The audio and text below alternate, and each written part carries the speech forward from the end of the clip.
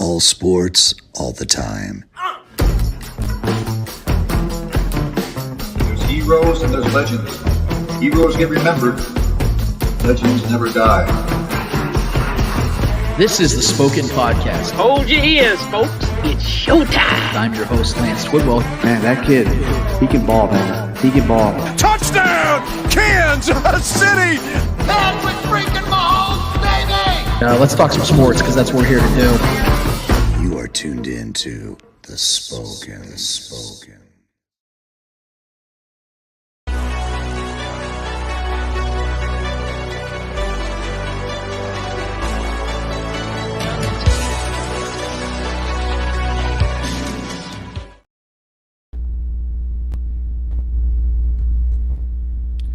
This is the Spoken Podcast. I am your host, Lance Twidwell, here inside the Starcade Media Studios with my guys, Trevor Twidwell. What's good? And Eddie Ortiz. Yo. Episode 201 in full swing, full motion. 201, I should say, is full swing, full motion. We are so happy to be here with you and for you guys to be here with us. Whether you're live streaming, whether you are podcasting, or whether you are YouTubing, we want to thank you so much for taking the time to be with us. In this time of talking a lot of NFL football, we have NFL playoffs officially underway. It is actually, while we're live streaming this, we're about roughly 5 hours away from the opening kickoff, which will be the Seahawks visiting the 49ers. And then obviously later on tonight, as we are recording this, there will be the Jaguars hosting the Los Angeles Chargers. We're going to talk plenty about these matchups for the Wildcard weekend. Really excited about some of these matchups because I think, guys, we are on the brink of some potential upsets this week. And I also think there's a really good chance that we see a boring chalk where it's just the best teams win. And we're going to break that down as well as far as where we see these matchups going. We're also going to get into the Eddie Hour. I know Eddie's probably got some questions across the sports landscape that he wants to bring up.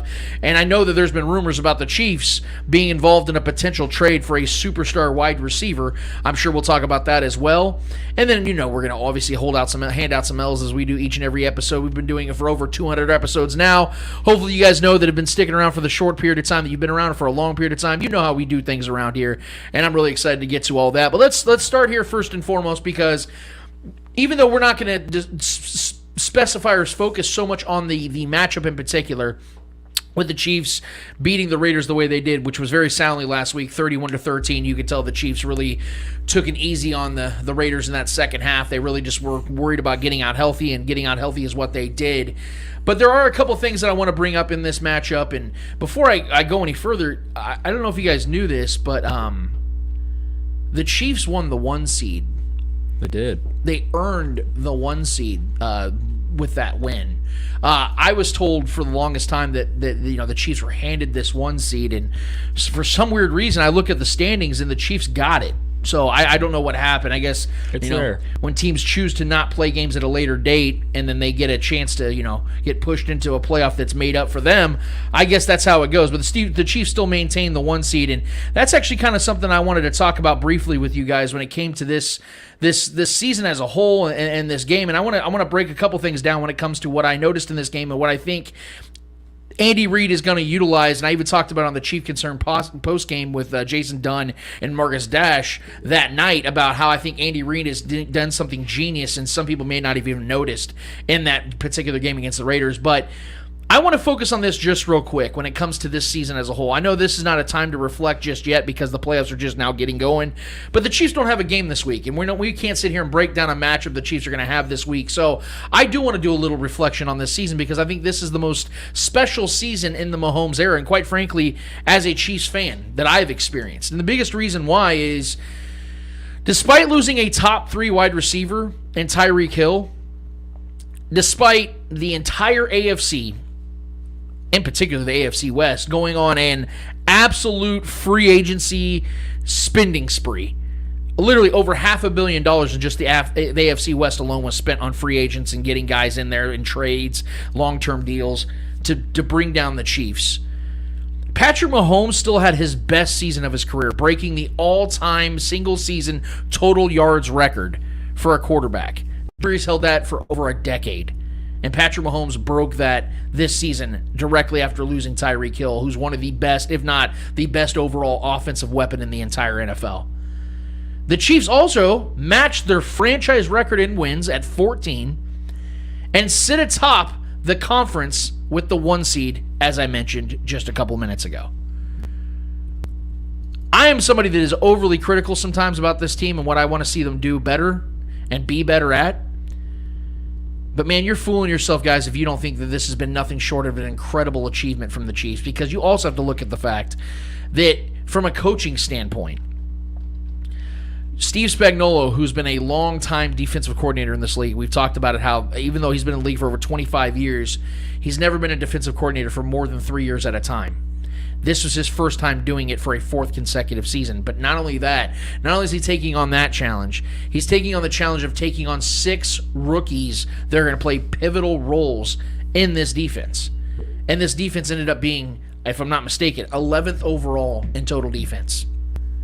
Despite the fact that they had a lot of growing pains, a lot of problems to overcome, a lot of issues that they had throughout the entire season with the secondary, looking weak, looking feeble. Despite those factors, the Chiefs still found a way to finish in the top 15 in defense. That is nothing short of an incredible achievement from Steve Spagnuolo and his defense. And we look at the draft picks, and obviously the draft picks, Trent McDuffie was at the center of all of it because he was the first pick that the Chiefs not only went and got, but they went straight up for him. But it's also the fact that George Karlaftis, the 30th overall pick, is a guy that put himself in rare air when it comes to rookie pass rushers that have low, because most times, when a guy isn't in the top 15 picks, they're usually guys that don't have a lot of expectations coming into their rookie year because they're guys that are usually considered projects or guys that aren't going to be guys that lead their team in sacks. I know Trevor was very big on Karlaftis leading the team in sacks. BJ Kissel from KC Sports Network said the same thing. I was starting to get to that vibe as well. And he obviously didn't do that because more so Chris Jones had another all-pro season, played it maybe his best season of his career. Mm-hmm. But I wanted to make a comparison real quick from George Karlaftis to a couple other current notable pass rushers. I don't want to just go historically. I want to go with guys that are in his era because people just love to tell me that eras are different and things of that nature, even though it's the same football, the same damn game. But let's look at T.J. Watt in his rookie season. T.J. Watt finished with 7 sacks, 10 tackles for loss, 13 quarterback hits. That's a good, solid rookie season. He was also the 30th overall pick. Let's look at Justin Houston, who, as we all know, was a first-round talent. The Chiefs ended up getting him in the 3rd round because he had marijuana issues. What a horrible child. He ended up in his rookie season having 5.5 sacks, also 10 tackles for loss with 9 quarterback hits. And then you look at George Karlaftis, 21 years old. He was younger than both Justin Houston and T.J. Watt when they came in by a few months. He ended up with 6 sacks, 1 fewer than T.J. Watt, and a half sack more than Justin Houston, 8 tackles for a loss, and 11 quarterback hits. And the best part about George Karlaftis' numbers isn't just that it's comparable to one guy that I think is a sure Hall of Famer in T.J. Watt. Another Justin Houston is, if he's not a Hall of Famer, he's in the Hall of Awesome. It's the fact that it's not just that they're similar. It's the fact that you saw the progress as the season went on with George. It'd been one thing if, in the first game, he had, this fluky game against, a bad right tackle or something, a bad team, and he had a couple sacks, and it inflated his numbers, and we're like, yeah, but there's context to that. We remember D. Ford early in his career. D. Ford wasn't getting any sacks, and against the Chargers, they had horrific tackle play, and he just dominated them. It made him look a lot better than what he actually was. George Karlaftis got better as the season progressed. And I think that also playing in a tough start to the season with the gauntlet the Chiefs had in those first 8-9 weeks, I think that galvanized him quicker than a lot of other rookies have done, or have been able to. He had no breaks to start his NFL career, not to mention the fact that, unlike Justin Houston, he didn't have a Tamba Ali on the other side helping him and aiding him get that outside pass rush. Having Chris Jones definitely helps, but Chris Jones is an interior defensive lineman. It's a lot different. And I just wanted to point that out because I think that needs to be mentioned. That has to be mentioned because of the fact that George Karlaftis is going to have to play a pivotal role for the Chiefs moving forward, and not just the upcoming years. I'm talking about these upcoming weeks. They're going to need to have him play at this same level that he's been building upon for the better part of over, I would say, 7 weeks now. But something else I wanted to point out about this particular matchup is the fact that we saw something that Andy Reid has not done more than a couple times this season, and I don't think there's a coincidence as to why he's done it this way. And I'm trying to crack the Andy Reid code, but it feels like it's impossible to do that shit. It feels like it's just one of those things where you have to have like a certain key fob, and you just don't have that right piece. But I'm gonna jump into this and see what Trevor and Eddie think about this. And if you guys have any thoughts or opinions on it, you guys can hit us up on our YouTube channel. Hit the subscribe button, notifications, and then hit us on there and let us know what you guys think about this take that I have. I posted it a couple days ago on Twitter. But I know that Andy Reid is not the type of coach that likes to run the ball. We've all addressed that. This has been notoriously his thing for the last 20-plus years as a head coach. So it's not a mystery. But there's something he did this season in particular matchups that I think that we need to pay attention to going into the postseason. When the Chiefs rushed for 2+ touchdowns in games this year, and I'm not talking about like the Mahomes scrambles, things like that, not games like that. I'm talking about when it was running backs or a McCole Hardman or a designed play for rushing touchdowns. They not only went 3-0 in those games, they not only averaged 39 points per game in those games. They did it in what I called, remember a few months ago when I talked about the statement games? The Chiefs had these statement victories they put on certain teams with certain narratives attached to them. Bucks. Yep. Exactly. They did it in those games. And in particular, you just named them. The Bucks, the 49ers, and then in Week 18 against a divisional foe for the 1 seed. The Chiefs did just that. That to me is not a coincidence.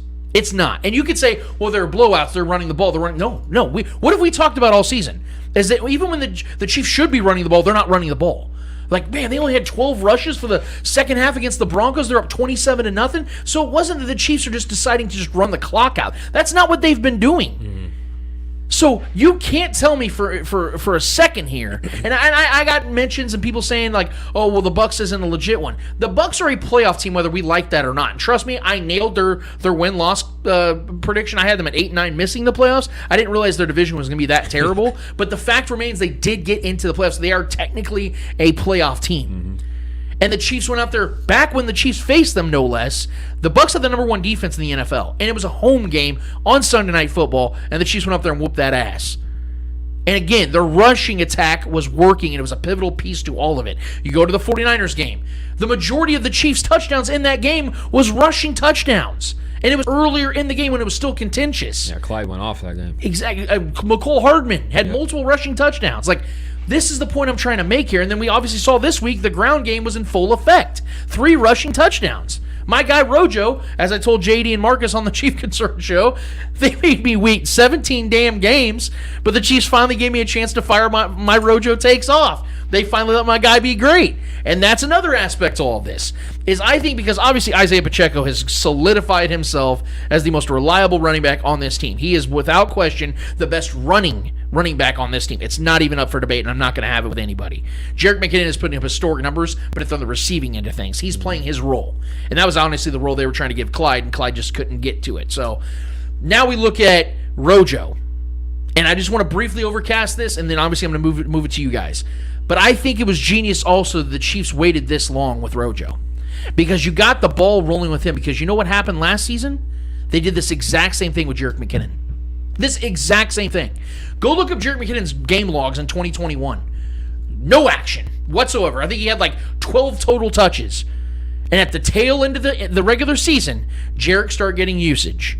And then what happened? The man popped. Now, Pacheco may not even let Rojo get any opportunities because he might go off in the postseason. They just might ride the hot hand. Maybe Jerick McKinnon continues this incredible climb and catching touchdown passes and being effective in the pass game. Maybe those two things continue. But now, we can say with certainty the Chiefs have an effective running back 3. We couldn't say that before with Clyde Edwards-Helaire. Even though I loved Clyde, he was inconsistent. Rojo gets an opportunity. What has Rojo done every time he's gotten an opportunity, guys? In the first game he got an opportunity this season, he had a 22-yard reception. And it was created by his feet. Not a great throw by Patrick Mahomes down the field on a great route, anything like that. It was a little dump off, and he ran it straight down.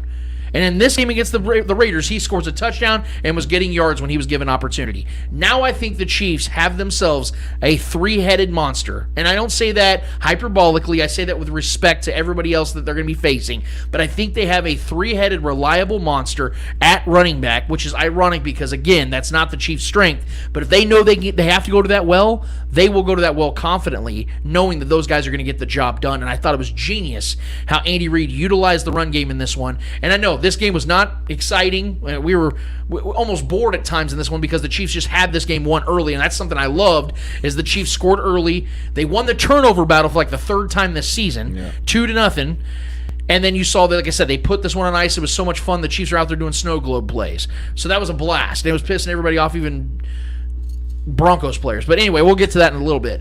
The point remains is the Chiefs, I think, found something. They were experimenting with something, and I think they found the ingredient this week against the Raiders. And I would not be shocked if we see that going into the postseason, where you see all three running backs playing a role in how the offense moves and the fluidity of the game. Trevor, what were your thoughts on this game overall? What are your thoughts on this take as far as with the running game and the Chiefs making statements with the run game in certain games this season? Oh, you already know, man. It's a breath of fresh air. I mean, as much as I love the electricity of this offense when we're going and Patrick Mahomes is rolling and we're chucking touchdowns left and right, I also am a purist of the game sometimes when it's kind of enjoyable to have a nice running game going, and the defense. Yeah. The defense to me was why this game was what it was. I mean, until the fourth quarter, there wasn't a touchdown score for the Raiders. You know, it was garbage time just for them to reach the 13-point mark.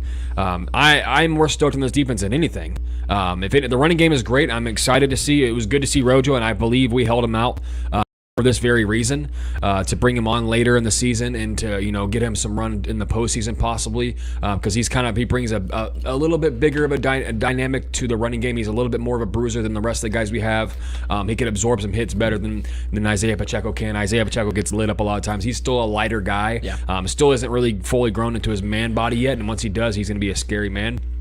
But Rojo is a full-grown man out here, and a guy you're going to want to lean on for short yardage situations in the postseason, things like that, where we've struggled, honestly, throughout the season. It was, 3rd and 1s, 3rd and 3s, and things like that. We've really struggled, but it's 3rd and 25, no problem. That's been an issue for this team, and it's really frustrating. But it was good to see us get out there and convert. We were still defensively. I was very, very impressed with our guys. Outside of a couple 3rd and long situations that we did allow, we continue to do that. I don't know why we allow 3rd and longs to be converted. But overall, man, I mean, we held Josh Jacobs, who's the league leader in rushing, 17 carries for 45 yards.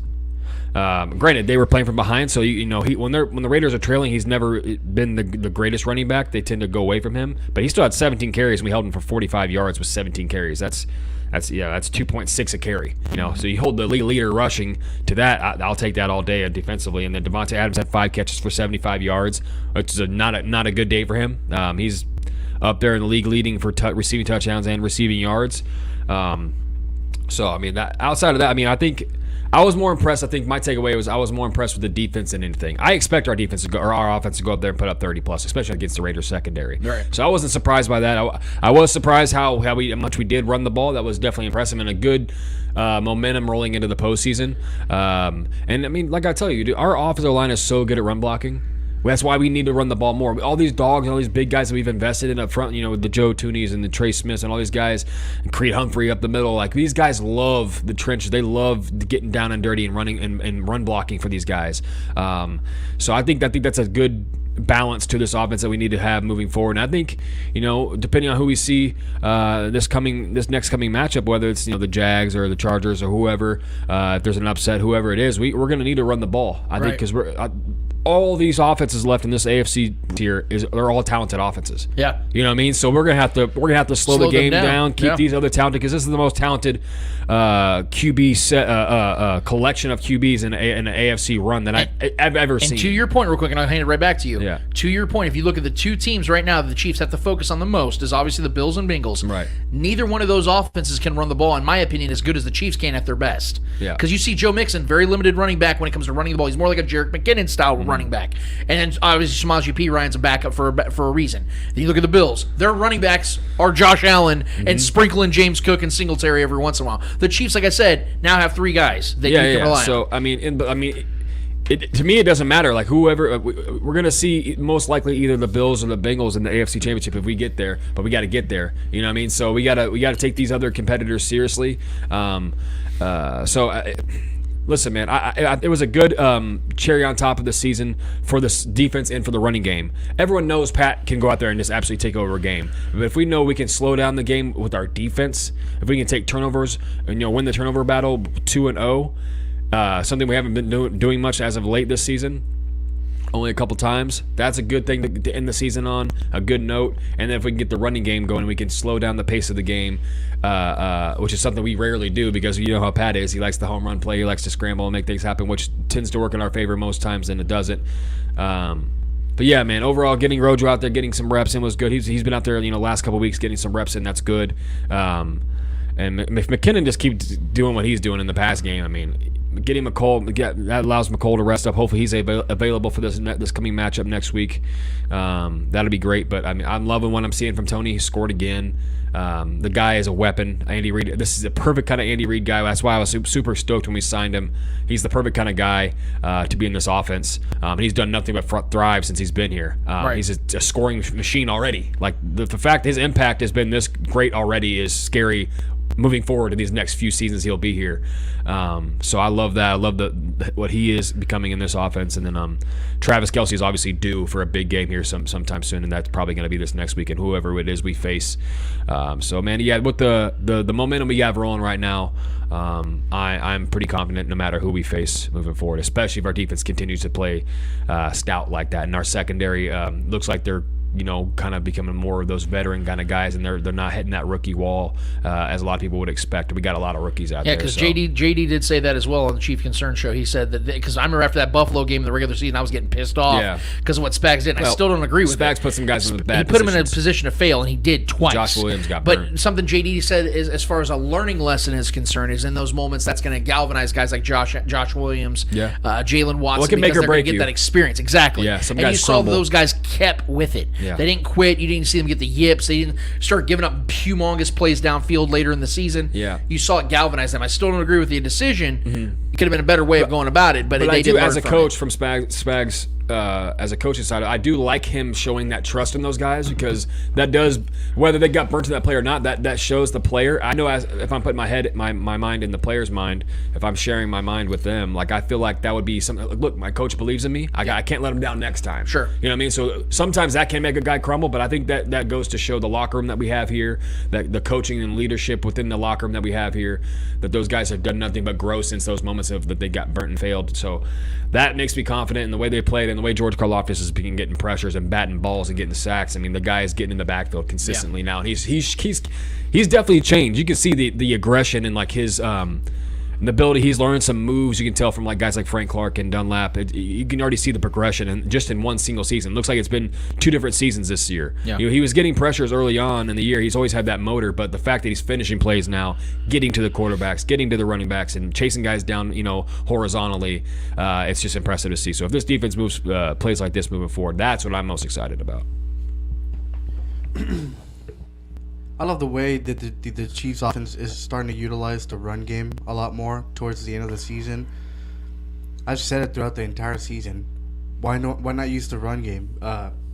First, I kept arguing as to why did the Chiefs have a solidified starter, and I went on the Chiefs on that, and it showed the struggles that the offense was having due to that same reason, not having a solidified starter, not having a player that we have plays built for. We needed that starter, and once the Chiefs announced Pacheco as the starter, Andy Reid started getting more creative with plays for McKinnon and Clyde Edwards-Helaire. Obviously, Clyde getting hurt, but it freed up this offense a lot more. Yet we didn't utilize it as much, but I like how we said, okay, Pacheco's the starter, and I like how this offense started getting adjusting a lot more to not just forcing the ball down the field, but you can go and do the check downs real quick, little quick screen passes. So it opened the offense to a lot more potential. And then I hate every time we go away from it because it shows how limited this offense is without that running game.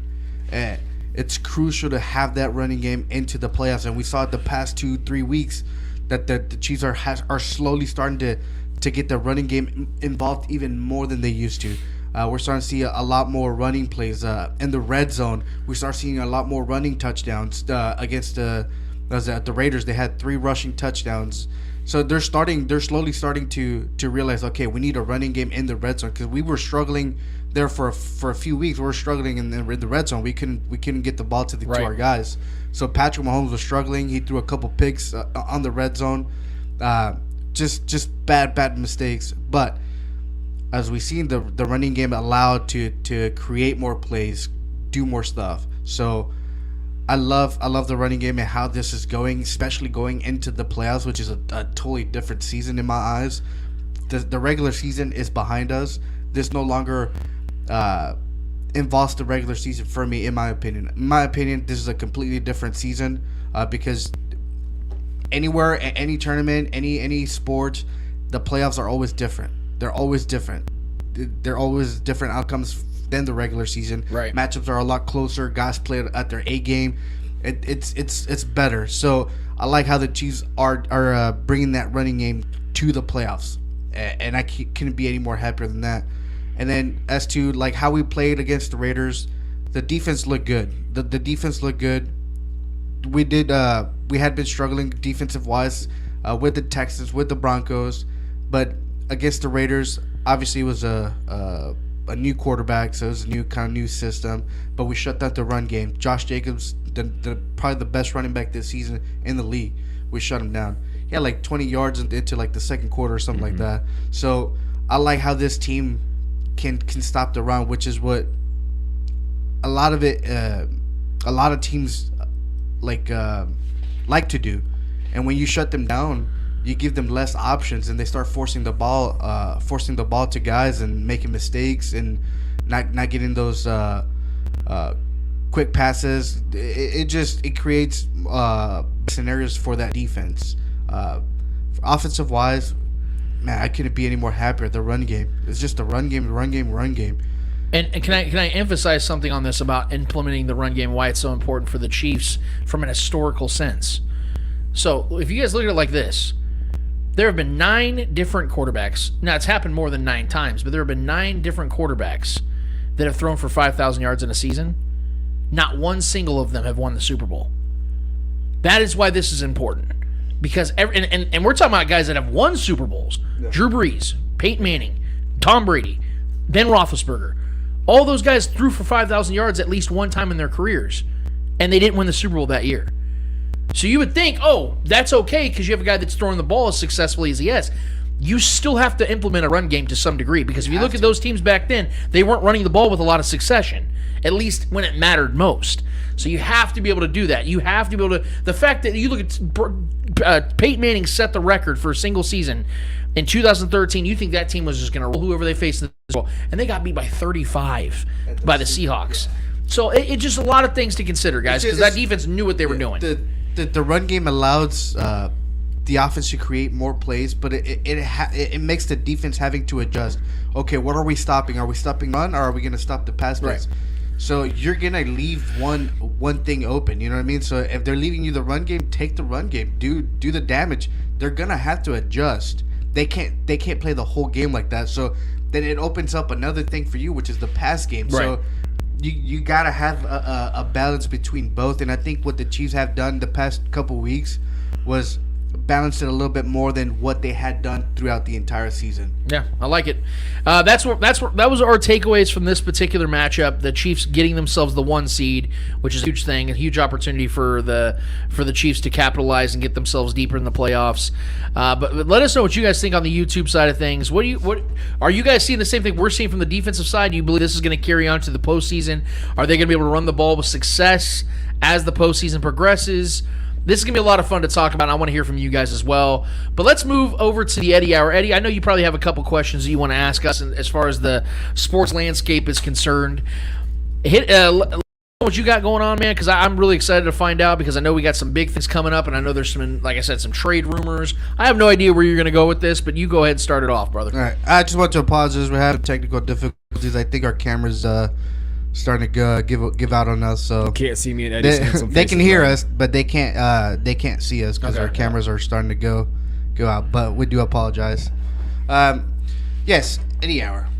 Oh, I wanted to start with Derek Carr. We saw his goodbye letter to the Raiders Nation this past week. I was in the boat of he's not leaving, and there's just no way. And you guys were like, he's 100%. I didn't see it. Just for the simple fact that the Raiders can't go or stick with Stidham. Jarrett Stidham. I just couldn't see it. But then after he posted this to his social media, and then realizing who their head coach was, I was like, well, yeah, I guess it makes sense. So I want to get your thoughts and reactions to that. And potential spots if you guys want to throw them out there. So Trevor and I had a couple weeks ago, we had some potential landing spots. Mine have changed just a little bit as far as the order is concerned. I had the Texans at the top, but the more I think about it, the Bears probably will not be going with the quarterback because they have obviously Chase Fields. There's rumors they might draft Justin Fields. I said Chase Fields. Justin Fields. There's a rumor the Bears might even draft with their first pick another quarterback. And that might happen, but I think that the Texans are going to do whatever they can to get Bryce Young. Yeah. I think they're going to do whatever they can to get him in Texas and try to build upon the fact that he also played at Oklahoma, so it kind of helps with the whole situation there. So logistics. Yeah, I think that's what's going to happen. I don't think that Derek Carr is going to go there. I also think there's going to be some really good suitors for Derek Carr that are hoping to have playoff contention next season. Mm-hmm. But the biggest one that I had heard, first of all, let me address the fact that I feel bad for Derek Carr. Yeah. I feel terrible for him. He's somebody that embraced being a Raider, loved being a Raider, wanted to continue to be a Raider. And I felt really bad that they treated him this way, where they're basically like, hey, we appreciate you, but we got management in the house, and we're just going to set you off. And it'd been one thing if he was the reason why this team wasn't winning. Yeah. If he was the reason. Now, I'm not saying he was a solution, because I don't believe he's that kind of quarterback. I think Derek Carr's a top 12 to 15 quarterback in this league. Kirk Cousins, Dak Prescott tier type quarterback. We've talked about this. Mm-hmm. He's a good guy that you can have on a playoff contender. You put him on the 49ers, that's a team that can make it into the playoffs, deep into the playoffs. He's never going to be a difference maker, though, at the end of the day. He's not going to make those big throws you need at the end of the day on a consistent basis. But when it comes to the potential of where he could go, I heard Colin Cowherd. I've heard a lot of other people talk about the Jets. Now I get it. They have a vacancy at quarterback. They have a made-ready team, both offensively and defensively. They have a good coach in Robert Saleh. A division that, although is pretty stacked, you get a good team around a good quarterback, that they can win that division. I just hope that if the Jets are really going to try to get Derek Carr, which, by the way, if I'm Derek Carr, I waive every trade out there because he has a no trade clause on his contract. Yeah, he could. And he has to be released in February. Yeah. He has to be released because they can't pay him that $40 million. So they're going to release him anyway, and teams know that. Derek Carr knows that. If he wants to go to the place he wants to go to more than anywhere, he can just wait and say, no, I'm not getting traded. You guys want to screw me? I'm going to screw you back, and you just have to release me. If it's the Jets, I just really hope the Jets understand what they're getting into. And they're not going to, because, okay, if Derek Carr goes to the Jets, you automatically know what's going to happen. That New York media, the New York fans, are all going to either view him as a terrible signing because he's not good enough to lead them, because some fans will understand that. New York fans are smart. They sports is everything to them out there. Or you're going to have fans out there, they're going to think he's a savior, because this franchise has never had a great quarterback. Ever. Look at their franchise. Never had a great quarterback. Look at the Chicago Bears. Same thing. So they're going to be so desperate on one end to have him, they're going to think he's going to be what takes them over the top. And he's not. He's not good enough to be that guy. Look what just happened this last offseason with Russell Wilson going to the Broncos. And that's a far more accomplished quarterback than Derek Carr. Russell Wilson is a better quarterback for the majority of his career, not right now. It is a similar career-wise than Derek Carr. He went to Denver. Everybody was like, oh, this is what's taking him over the top. Colin Cowherd was calling them the AFC's Tampa Bay Buccaneers getting Tom Brady. Literally was calling him that. People were picking him to win MVP. People were picking Nathaniel Hackett to win Coach of the Year. Sorry, Schrags. And then you had people picking the Browns to win the Super Bowl. And what happened? Russell crumbled under that pressure. Can you imagine Derek Carr and the New York media? That family would be ate alive. That Carr family would be destroyed. They can't handle the media over in Las Vegas, which, albeit, is a big market. compared to the media in New York, it's not even comparable. Yeah. He'd be destroyed by that. Where he needs to go is to a smaller market with a good team, so the expectations and pressure are low, but the potential is there. Tampa Bay Washington. rings. Yes, well, I think that's a big market, but yeah, the Tampa Bay is the one that really makes a lot of sense to me, and the Indianapolis Colts. Those are the two teams right now that are ringing the bells. The Panthers, you can throw them in that as well because they have a good young team, and if they get a good You think coach. Washington's market's bigger than Tampa Bay's? No, oh yeah, DC. Are you kidding me? It's the. For football reasons, though. I mean, it's a pretty big market. It's DC. I'm just saying. My point. I can look that up. I bet they're in the top 10 in market as far as NFL market. Point I'm making though is Derek Carr has opportunities to go to Mike Evans, Chris Godwin situation, or he can go to the Indianapolis Colts, have a really good defense and a very winnable division. Both teams have very winnable divisions. Yeah. And like I said, the pressure and expectation would be nearly as high if he was to go to New York or any of those East Coast teams, because that's where all the media is at, is the East Coast. That's where it all starts. I just think his best bet is to go to the NFC in particular. If you can get to the Bucks, you go and do that. But if you're going to stay in the AFC, you better go to a team where you can win your division and you have a really good roster around you and potentially a good head coach if Jim Harbaugh or Sean Payton or somebody like that takes over. Yeah, I do also feel bad for Derek Carr. I think this is a shitty way to end his career there. For a guy that was a lifer, a Raiders fan growing up, he was a Raider through and through. I know if I was a Raider fan, I would be iffy on him. I know there's a lot of hot and cold fans on Derek Carr. There's a lot of fans that still think he's the truth. A lot of fans that have been done with him for years. So I know there's a split, there's a divide there within the fan base. But I mean, Derek Carr has done nothing but try his best every time he's been there. He's failed more than he hasn't, but still, the guy has good numbers. The guy has been honestly, in big games, in clutch moments, not like necessarily postseason because he hasn't been there often, but in games where it's a one-score game and you need a game-winning drive, he's tops in the league. Yep. Since he's been in the league, it's game-winning drives. Guys like Hammond, Stafford, and other guys, that game-winning drives that have won them games more than hasn't. So he has it in him. He's talented. But I mean, I understand both sides here. I understand the Raiders wanting to start fresh. The way they're doing him, though, the way they just sat him at the end, at least let him finish this season, man. Like, Right. what did it really change? You had to really embarrass the man like that for the last 2 weeks of the season. It really made no sense to do that to him. So I don't blame him for stepping away. Nothing to do with his press conference when he cried and called people out. I think Josh McDaniels took that personal. Which and was then he saw what he did. embarrassing. Yes. Derek Carr shouldn't have done that live on TV. I agree. That was embarrassing for him personally as a personal brand. I feel like that was an embarrassing thing as a man to do. I just don't think you should do that. Yeah. You will lose your locker room quickly if you're crying on national TV. That's just a bad look. But yeah, I still respect him. I think he's a good guy. I do think he's a good guy. He's kind of a dweeb, but I respect him, and I think he truly loves this game. I could see him playing this game for another for a while. I still think he's one of those guys that can stick around. He's remained healthy most of his career. Throws a good ball. I just think the whole situation with them bringing Devontae, his buddy, his ex-teammate over, and they only get one season together, that's pretty shitty. Granted, I know. Listen, he's a big part of why they did not do well this year, but a lot of that starts from the top. A lot of this decision making and coaches changes, and just not them neglecting the defense. Really, the secondary was absolute garbage this season, so they didn't have much of a chance. Even when they did put up points, they blew a lot of leads because that defense just couldn't hold on to them. But yeah, there are definitely situations here. But if he does go to the Jets, listen, man, we heard Zach Wilson. He said whoever they bring over here is going to make their life a living hell. Whatever quarterback comes over there, so you got to deal with big bad Zach Wilson over there making your life a living hell, buddy. So whoever goes over there, good luck. You know what I mean? So, but yeah, I think Tampa Bay is a great spot for him because I think we all are pretty much agree here that Tom Brady is going elsewhere, and it seems to be Miami. You've heard the latest rumors. He didn't deny that either when asked. So I do like Tampa Bay for Derek Carr. I think that would be a good spot. A defense that's still good, really good receivers over there when healthy. So I feel like that's a solid team. A division that's absolute shit. He can go over there and win that division easily. And him and Brady have a very similar style. They're both check-down quarterbacks. Get the ball out quick. They don't really run a lot. You know what I mean? They have a very similar style to them. So, and I think Derek Carr obviously is much more mobile at this point of their career than Tom Brady is. So I think adding that to that offense as well, and I think he would have a good deep ball connection with Mike Evans.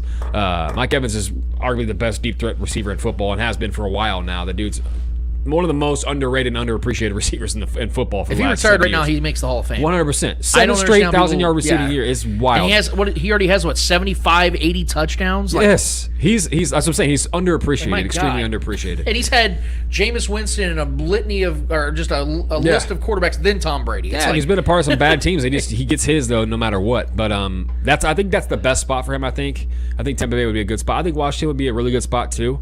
I don't think there's too much pressure over there because they have been having a cycle of quarterbacks here. So I think him knowing he can go be a savior for somebody, I think is good for him. Yeah. I think he actually likes that, especially going to a team that's ready to win now. I think is big for Derek Carr because I think he wants to go stick it to the Raiders. If he can go have a better season than somewhere than the Ravens did, similar to how Tom Brady when he went and won that Super Bowl without Belichick kind of stuck it to him. Obviously, that's a whole different level there. That's a tier above, but. Derek Carr is going to go somewhere. I think he's going to play well wherever he does go, but there's definitely a market for him. We'll see who wants to trade and take on that extra money, but there's always going to be somebody who's going to do it. I said Bryce Young went to Oklahoma. He actually went to Alabama. I don't know why I said I Oklahoma. know what you meant, yeah. But clearly that's what I meant. But yeah, I think the Texans, if they get an opportunity to get that first overall pick from the Bears, I think they take Bryce Young. Noah from Starcade Media, he said Dennis Allen was the Raiders coach when they drafted Derek Carr. Saints could be a spot with mutual. I was thinking that too. Yeah, I'll That's say a good this point. because I knew that was going to be brought up. It's been brought up before. But they already have Derek Carr over there. I think you brought up, and that's fair. Yeah. The problem though is the Saints have historically bad cap structure right now. But they already have Derek Carr over there and Andy Dalton. It's the same guy. Right. Literally the same guy. Derek's better, but yeah, I get what you're saying. They're the point, though, same is guy, man. To Noah's point, that was Noah that said that, correct? Yeah, to Noah's point, I do think that would be a strong possibility if Dennis Allen could make it work. And they got Chris They're going to Olave. have to figure out a lot of cap problems though before they do, because wherever Derek is going to go, he's going to want to get paid because the market demands it because he's a top 15 quarterback. Top 15 quarterbacks are making $25 to $35 million a year. Yeah. How would they fit that all in? That's the question you have to face. I know it's funny money, but there are some hard facts you have to face when you have a bad cap structure. And if you go look at the Saints Saints it's could rough. move. They could move some players around. Alvin Kamara could be shopped. Yeah, and I won't. Michael Thomas could be shopped. Yeah, I won't shoot down that possibility because I think Noah's correct, and that's why I want to focus on the NFC South with his possibilities because I think the Panthers are also a strong suitor for him as well, depending on what they do with coaching position. They keep Steve Wilkes. That's a good thing still because I think he's a deserving head coach. Dennis Allen, is he going to be their head coach moving forward? Is Sean Payton going to go No, they back? already confirmed that there's he a lot is of next season. Oh, so it is confirmed. They already- Sean Payton is still out there. Well, it hasn't been confirmed, but I think the owner already came out and said that he's our guy next year. Oh, okay. Well, that's Yeah, but that could definitely if a bigger name, Harbaugh's like, hey, I want to be the Saints. If Sean Payton says I want to come back, Sure. sorry, Dennis Allen, That's you're not happening, you're no. taking I a don't seat. think that's happening. I don't think so either, and it's to the same reasons as to why I don't think Derek Carr is going to go. That bridge there. is burned up because there, they just don't have enough. I think Derek's wherever he wants to go, he wants to win, and he wants to get paid. Yeah. And I just don't know if the Saints are that team. We'll see though, because Noah could very well be right. Yeah. All right. I know he was supposed to have a matchup this weekend, but he was obviously ruled out. Let's talk about Lamar Jackson. I know we kind of talked about it a few weeks ago, like early in his injury. Shit, just last week. Yeah, but now with this injury lingering even into the playoffs, what's the what is it like? What's The temperature forecast? Yeah, what's the forecast? Is he gonna return? Is he? Should he risk it? Should he not risk it? What do you think him and the Ravens are thinking now? Are they still gonna work into a deal, or have we seen the last of Lamar Jackson? 1 week ago today, what did I say about Lamar Jackson and the Ravens?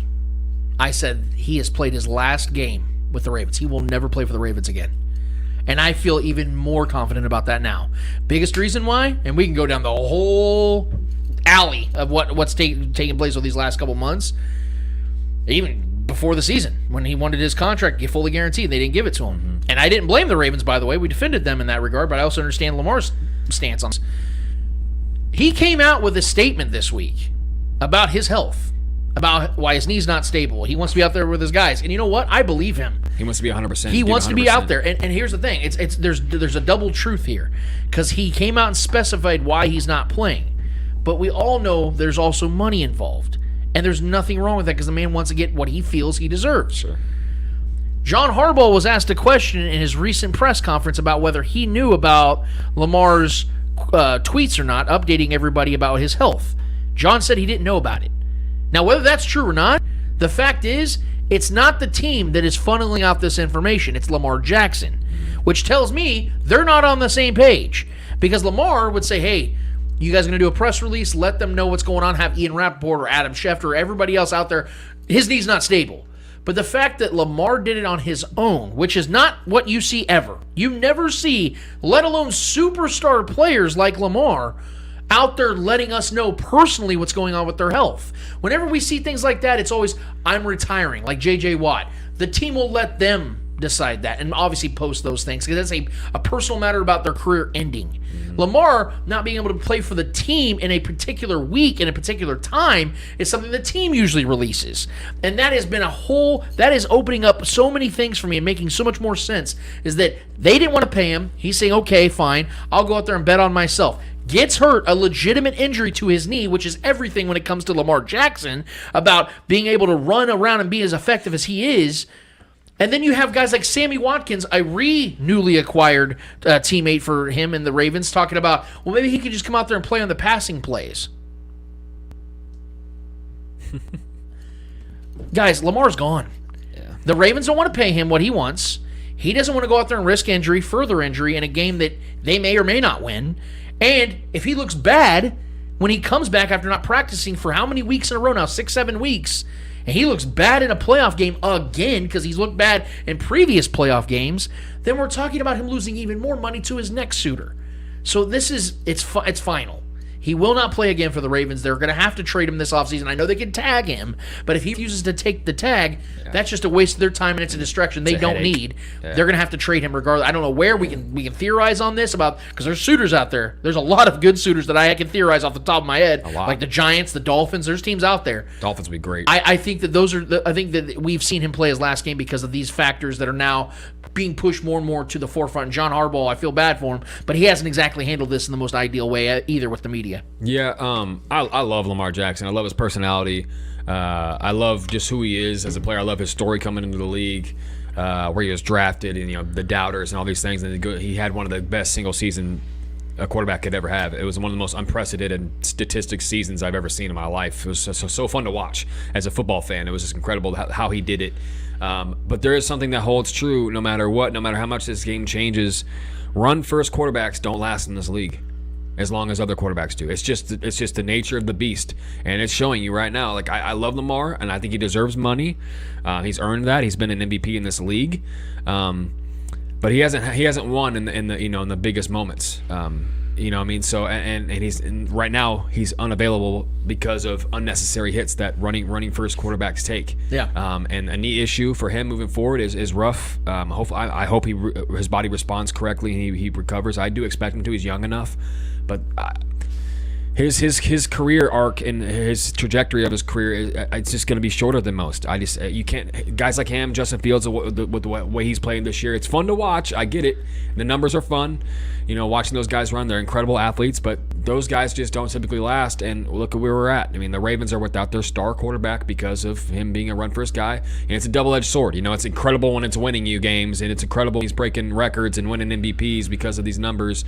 But when he's not available for a postseason game against, in a big matchup, when you have a defense that's ready to possibly be a Super Bowl contender, that defense is incredible. You just can't put points on the board, and you lose out the division that you had to hold on to the Bengals that are just simply all they needed to go do is put up 24 points and you couldn't match it. You know what I mean? So that sucks. That sucks as a Ravens fan. I feel for Ravens fans right now because I couldn't imagine the excitement after him winning that MVP that year. What could be moving forward with Lamar Jackson? Now he's most likely out, 1 foot out the door, and it seems I'm with you, Lance. I believe he's got 2 feet out the door. I think he's on to somewhere else. Someone's going to pay him, and there's a big. I think if any quarterbacks this offseason, him, Tom Brady are probably the 2 biggest names of what could be. And it really depends on who the Ravens want to deal with, who they want to trade him to. The Dolphins I think would be an ideal spot because I think that offense just fits him perfectly.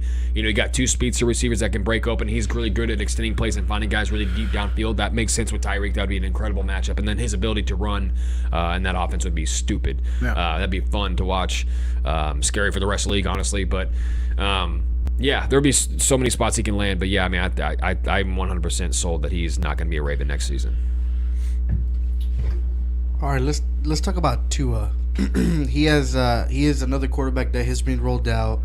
I obviously speculations from fans, from other people, are that he's not going to play in the playoffs. I want to get your thoughts on that. I want to get your thoughts on like his whole injury history this year with the concussions.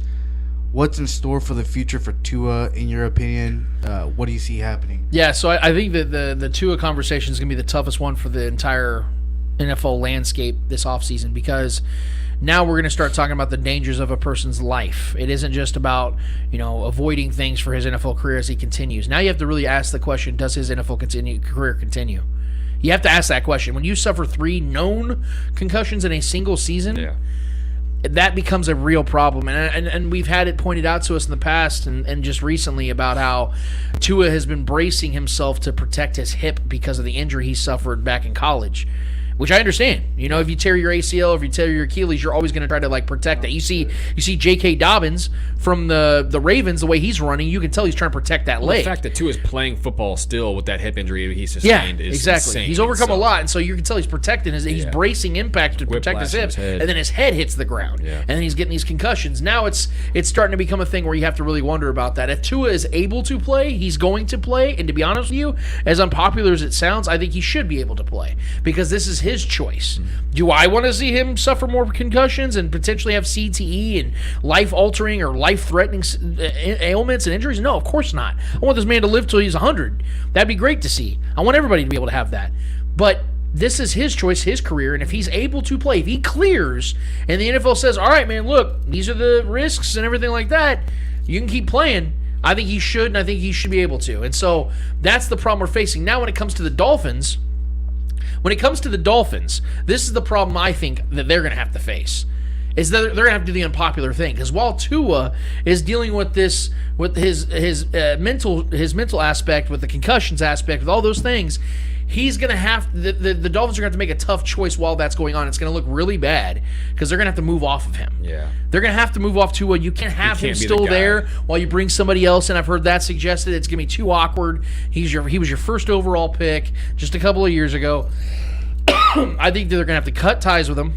I don't think you can trade him because no one's going to pick that risk up. I think you're going to have to cut ties with Tua, pay him whatever he's left, guaranteed money off that rookie contract, make peace with it, and go and upgrade at quarterback. Because quite frankly, even if he wasn't dealing with concussion problems, the Dolphins are going to have to inevitably upgrade at quarterback. He's just simply not good enough to elevate them to that next level. They're too talented, and quite frankly, they have forked out too much money on veterans like Tyreek Hill to waste them away on a quarterback that can't get the job done. So they're going to have to make a very unpopular choice. The problem, though, is this layers even further into now Mike McDaniel and his future with the team.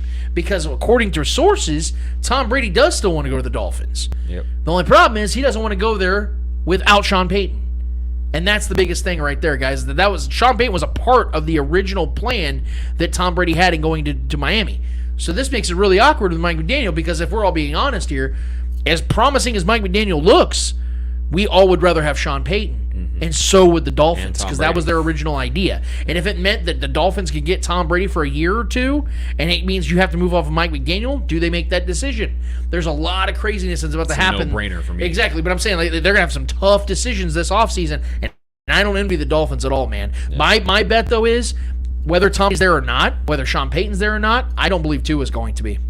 Yeah, I agree with you. And if it does come, I'll also talk about that right now. If it does come down to Tom Brady, if you bring in the pairing of Tom Brady and head coach Sean Payton. I always draw a blank on his name for some reason. If you can do that, it's a no-brainer for me. I mean, that's a championship-ready team, to compete for championship right there, right now. So I think that franchise would make it. And it's not like McDaniels wouldn't go get a job immediately somewhere else as a head coach. I mean, there's going to be other opportunities for him.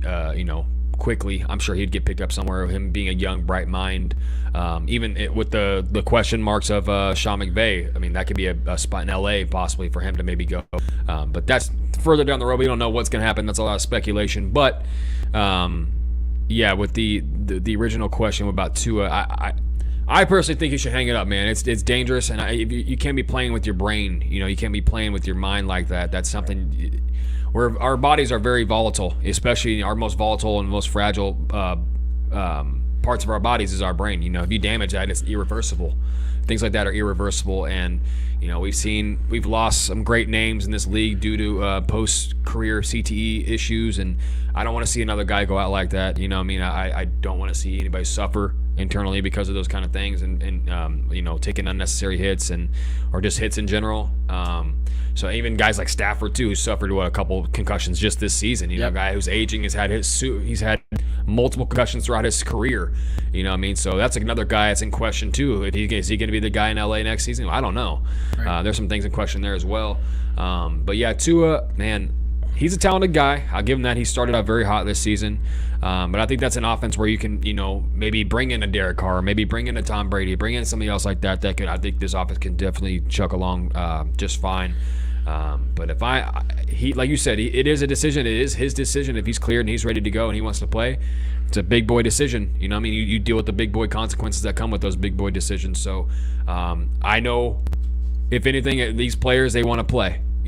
So even DeMar Hamlin, I'm sure, and now that he's out of the hospital, he probably wants to be on the field with those guys. Even though they put him on the IR, I bet you anything he wants to be on that field right now, regardless. Absolutely. So that's just in the nature of these guys. They've dedicated their life to this game, this sport. It's a lot of passion. So I 100% think Tua, if he had the chance and he could play this week, he 100% would be out there. But I just hope for the best for him and his health, and I hope for his sake he takes that into account first before the game. So. All right, let's go into NBA real quick. Still many questions to ask. I want to talk about that Thursday game, Lakers Mavericks. Obviously, the big talking point of the NBA this past couple of days. And I'm gonna read you a tweet about on NBA on ESPN. It says, according to the NBA's last 2-minute report, there were 7 incorrect calls in the final 2 minutes of the fourth quarter and the 2 overtimes during Thursday Mavs-Lakers matchup. Yeah. How can the NBA not prevent, because you won't prevent, but how can the NBA help these refs? And this is an issue across every major league in sports. Like, what can a league do to help these refs not make as many bad calls in a game as they have been in the past season or two? Whenever there's issues within players or coaching or franchises, when they do the wrong thing or they just completely fuck up, what is the NFL, or how's the NBA, NFL, any of these leagues, how do they handle it? They fine them, they suspend them, they kick them out of the league completely. Why should it be any different for the officials? Why is there not any accountability for officials? You don't see post-game interviews with officials. You don't see them being put on the grand stage and have to answer for their bullshit in front of the world, like players do, like coaches do, like owners do, like GMs do. Why should it be handled any differently? They affect the game just as much. We've seen games decided. We've seen Joey Crawford throw out Tim Duncan while he was on the bench. We've heard Tim Donaghy literally fix games.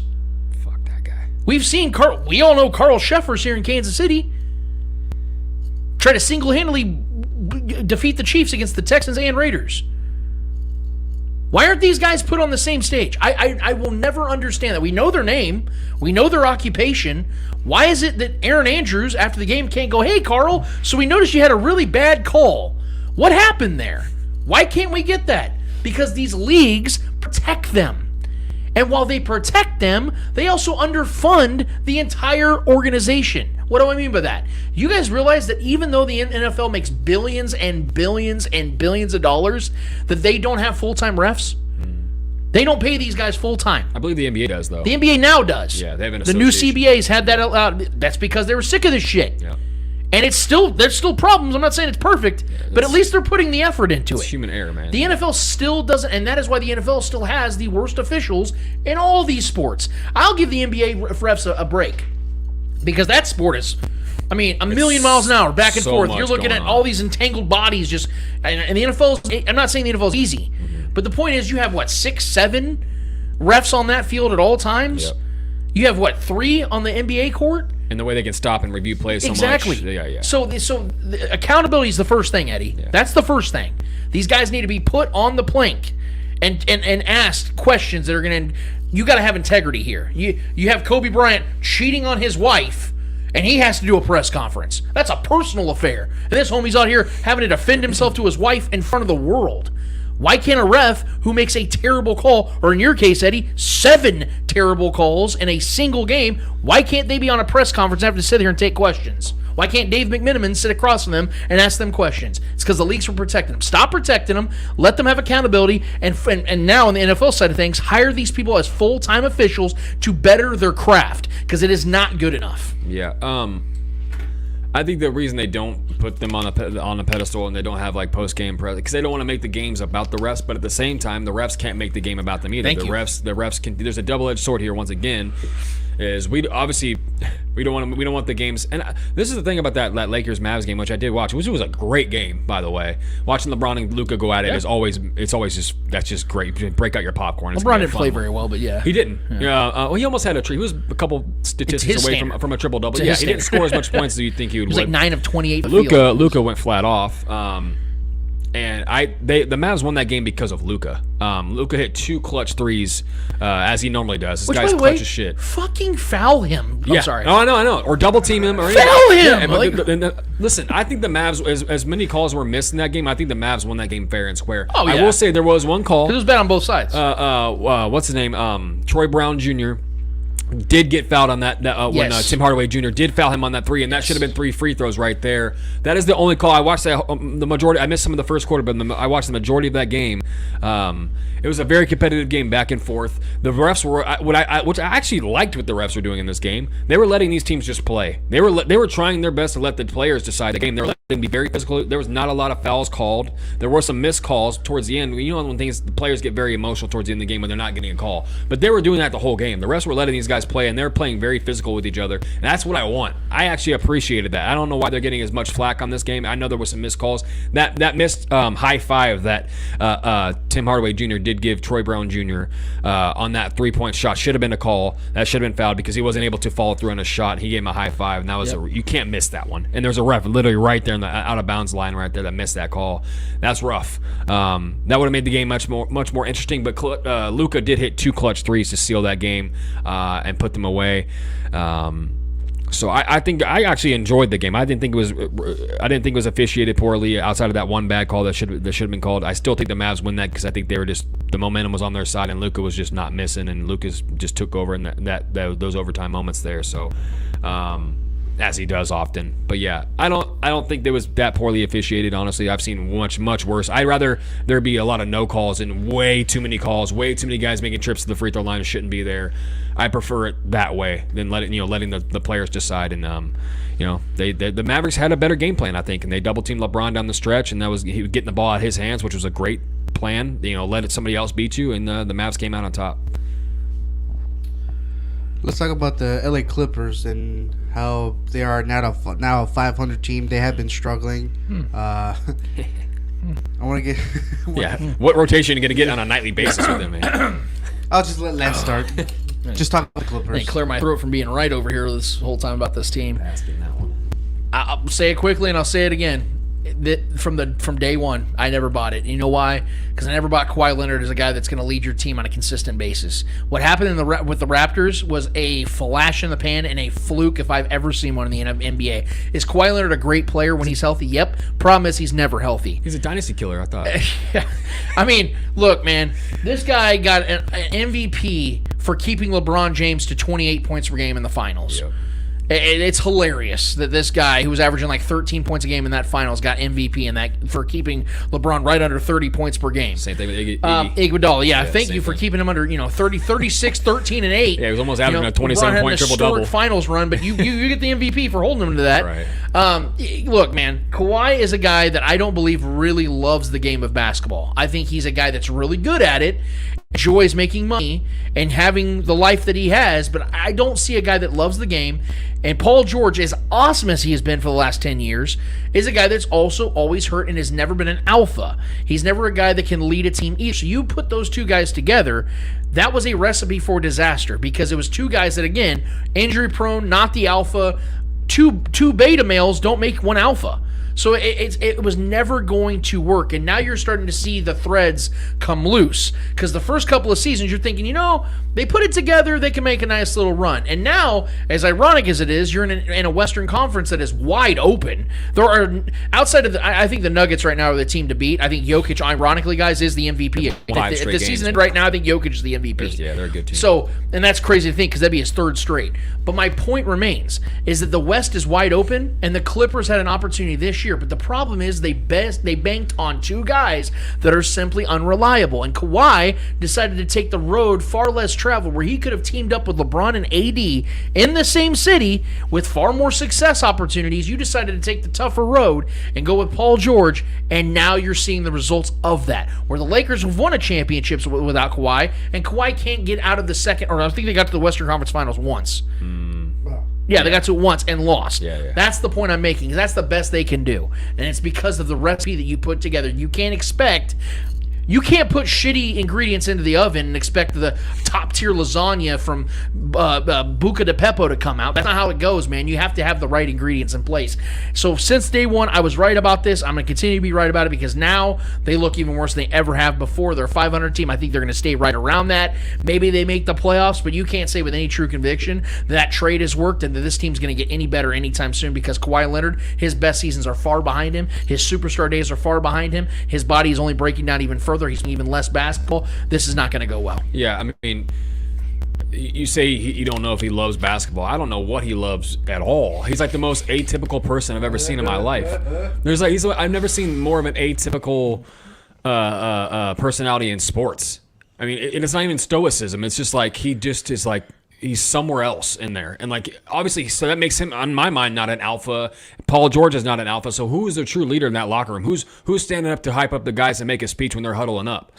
That's obviously the coach job. But you always need that alpha player on your team to hype somebody up. And we've seen him in like videos, not even like wanting to dap up his teammates, pre warm-ups, heading out for warm-ups. It's just like he's an odd, atypical personality kind of guy. Just like that's just not a guy you win around. I know that Toronto team was loaded. That was a great. The way that everything broke their way that season was, it couldn't have been more of a perfect layout and path for them. Everyone was getting hurt. All the superstar players they were playing were just falling like flies. So that was a great. And I'm not going to put an asterisk on. I get it, but you can if you want. But that was a strange scenario how that all took place, and it took some really clutch. I mean, that shot he made against Philly was unreal. I'll give him that 100%. That I really thought Philly was going to pull that series out as they should have, but that was the shot went in. But yeah, Kawhi is just an odd cat, man, and this Clippers team is just as a better as someone who likes to place bets and basketball. NBA betting is as tough as it comes because there's always guys in and out of rotations. No more guys are in and out of rotations more than the Clippers team. So anytime I see a Clippers game, I don't even touch it. I don't even look at it. I don't care who they're playing. I don't care if I think they're going to win or if they're going to lose. I just don't bet on it because you just never understand. You never know what the outcome can be because you don't know who's going to be playing that night. It's really, I can imagine being a Clippers fan right now. I think it's tough being a Lakers fan with AD constantly being hurt. Imagine dealing with that times two, with Paul George or, Kawhi or whoever it is, John Wall, whoever, the rotation's going to be who's in, who's out on a nightly basis. It's just, I can imagine what Ty Lue's going through with that rotation, trying to figure out how he's going to do it on a nightly basis. Right. So it's a dumpster fire right now. If they all get healthy somehow and they're all ready on the same page, come postseason, they can probably maybe win a series, maybe just because of how talented those guys are and how good of a coach I think Ty Lue is. I do think he's a good coach. Yeah, man. I mean, I wouldn't bank on the chemistry being there, even if they do get healthy heading into the postseason and making some kind of run. The chemistry just can't be there because those guys haven't played together long enough, and there's just not a consistency there. So the Clippers are, I think, who we expected them to be, man. It's a bunch of good names, a bunch of solid players that just can't be on the court at the same time and put it together. So, I have no expectations for them at all moving forward. All right, let's move into the Major League Baseball. I really want to talk about this one. I want to talk about Carlos Correa. The tour continues. It's wild, man. I believe he has signed a contract with the Minnesota Twins. I think it was like 6 years, $200 million, something like that. Obviously, this is the third team within a month that he's signed with. Thoughts? Yeah, I'm not banking on Carlos Correa playing this season with the Minnesota Twins because that's not where he wanted to go the first or second time. I think this happened because of the fact that I think the physical finally went through with the Minnesota Twins, and they were the team that were willing to put it up. But I think there's going to be far more to this than what we realize. I think that both the Giants and the Mets are still very much into the Correa business. They were banking on their lineup around him, and I don't think that's changed. I think that there's going to be a bidding war with them getting that contract on their books this season. I don't know how it's going to happen. I don't know when it's going to happen. I don't think Carlos Correa is going to be on the Twins when this season starts. That's what I think. You think he's going to strong arm it? I think that he wanted to get this deal finalized with the team, and they're going to figure out a trade. I think that's what's going to happen. I think that it's not like those sign and trades where you agree to a contract and then you move a guy. Yeah, I think that's what's going to happen. The Twins could get massive assets for that, right? For sure. And I think that benefits the Twins. That's why they're willing to put the $200 million on their books technically, but they're not going to ever pay a cent of that. I think you're going to see Correa move to either the Giants or the Mets, whichever team is more aggressive with the trade, and that's what you're going to see happen. I don't think this is ideal for any team outside of maybe the Twins because at worst case, you're getting Carlos Correa. Yeah, like at worst case scenario. That's asses in the seats right there, for so sure. You're getting one of the best players in baseball. So that is where the Twins have the leverage here. And I do expect that it's going to be one of those two teams that are going to do everything they can to get him on their books, pay him that money because that was their intention. The problem is the Mets and the Giants are two teams that have good farm systems on a consistent basis. Are they willing to part with those guys and add that money to the equation? That's going to be the question to be asked. But I don't anticipate at this time that he will be a Twin come March and April. Yeah, that's definitely a possibility. I'm going to play it for where it is right now. He's a Twin right now. I think the Twins want to keep him there. I know if they could definitely trade him there. I think they brought him there for a reason. I think they've stuck with him. And they brought him here, and they say they're going to pay him that money. They saw an opportunity. For sure. It's a cash cow. 100%. I think they saw an opportunity. That's like I said, asses in the seats. That's going to sell tickets like a madman. I'm saying to get assets back. Asses in the seats or assets? It could be both. Like, yeah, of course. Like, I mean, if they that's a win-win for them. Yep. And they could find a way to sweeten the pot and maybe incentivize this even more for him. Maybe give him partly ownership of something or some kind of cool sponsorships to help. I mean, the guy's going to have the bag either way. But it really depends too on if, like you said, Carlos Correa could also strong arm his way into another situation because he has a lot of leverage still here too because he is the name. Yeah. He is the player. In baseball, that holds a lot of weight. The name of the player and who you are. We've seen guys like A-Rod and other players, get their way, and A-Rod was getting paid for the Yankees. I think he was still getting paid until like last year or something like that, which is insane. I think I'm really curious to see how this does play out. I don't really have a real feel on it yet, but as of right now, he is a Twin, and that's good for the Twins. But if I'm a betting man, I do think he figures out a way to go somewhere else. He has a better opportunity to win. The Twins aren't the best opportunity for him to win. I think the Giants or one of those other teams will be a better opportunity to go win in a bigger market. And just a better situation and more of a winning franchise for him. So it's definitely going to be interesting to see. So we'll have to keep the Correa watch alive and well and see what all. Because, I mean, that's got to be made what? Because baseball season starts in, a few months, right? Well, pitchers and catchers report, I think, in the next couple. In the next couple of things change all the time. I think it's the next couple of weeks. But the trade deadline is until when, though? Isn't there? Trade deadline doesn't happen at all. Yeah, that's what I'm saying. So this could be something where he does play for the Twins a little bit. They maybe make a move later on, right? Or just get it out of the way now and accumulate those assets and things like that from other teams and other players, and maybe do like a muddle situation where you bring a bunch of guys in that can accumulate a really good roster for that one big name. Right. Either way, I do believe it's a win-win for the Twins. Though. What is it that teams are concerned about in his physical? They haven't specified. That's the thing. It's been very vague. That's what I don't understand. I'm not getting any specifications, and we talked about it, Eddie, a couple days ago about how he keeps failing it. Yeah. Like what is it that's going on? Lay off the meth, buddy. I don't know what's going on. They're saying it's a physical ailment, though. Yeah. I'm wondering what it is, man. Maybe he has a bad knee or a bad shoulder or something. Yeah. And he can't do a certain movement that is important. I don't know. Either way, I mean, he's still on one leg. Carlos Correa is one of the best in the game, man. The guy is incredible. DH. Yeah, right. He can hit the ball. Right. Yeah. It's not like he's a bad hitter. But it was enough for the Twins to sign that paper and invest this money into him possibly. So The reward must outweigh the risk. Right. You know what I mean? So, I mean, he was with them last year, so Yeah. I mean, that's what I'm saying. Like, there's other opportunities for him to win. It really comes down to what he wants to do, I think, Right. and then how the leverage levels out here. Right. Two more questions. Next question. Cardinals are looking to part ways or trade DeAndre Hopkins. Now I want to see. There we go. Want to get your thoughts on that? Possible scenarios that we might see. Yeah, so not only is DeAndre Hopkins rumored to be traded, which I completely understand because the Cardinals are in an absolute rebuild, and I don't think a guy at his age and his stature, quite frankly, is wanting to live that out. So I definitely think he's going to get traded. He's going to demand that. From everything he's been tweeting and putting on Instagram, it sounds like that's what's going to happen. He posted a photo of himself, I believe, 2 days ago in a Cardinals jersey, and it just said "Forever Grateful." So he's making peace with it, and I think he's going to be moved. The question is where, and to my surprise, and to a lot of people's surprise, the opening odds were the Chiefs at the top. Odds-on favorite. I didn't expect that. I did expect that the Chiefs were going to be interested, and I'm going to explain that in a second. But I was not expecting the Chiefs to be at the top. But the moment I did see that, my brain started to go. And the reason why I do believe the Chiefs are at the top is because, guys, whether people want to accept it or not, it's a very realistic scenario to take place. Oh, yes. Biggest reason why.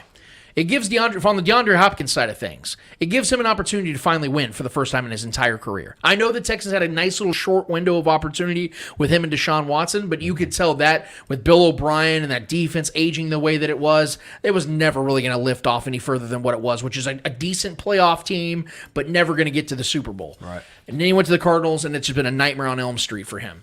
This would be the first opportunity for DeAndre Hopkins to be in a winning situation.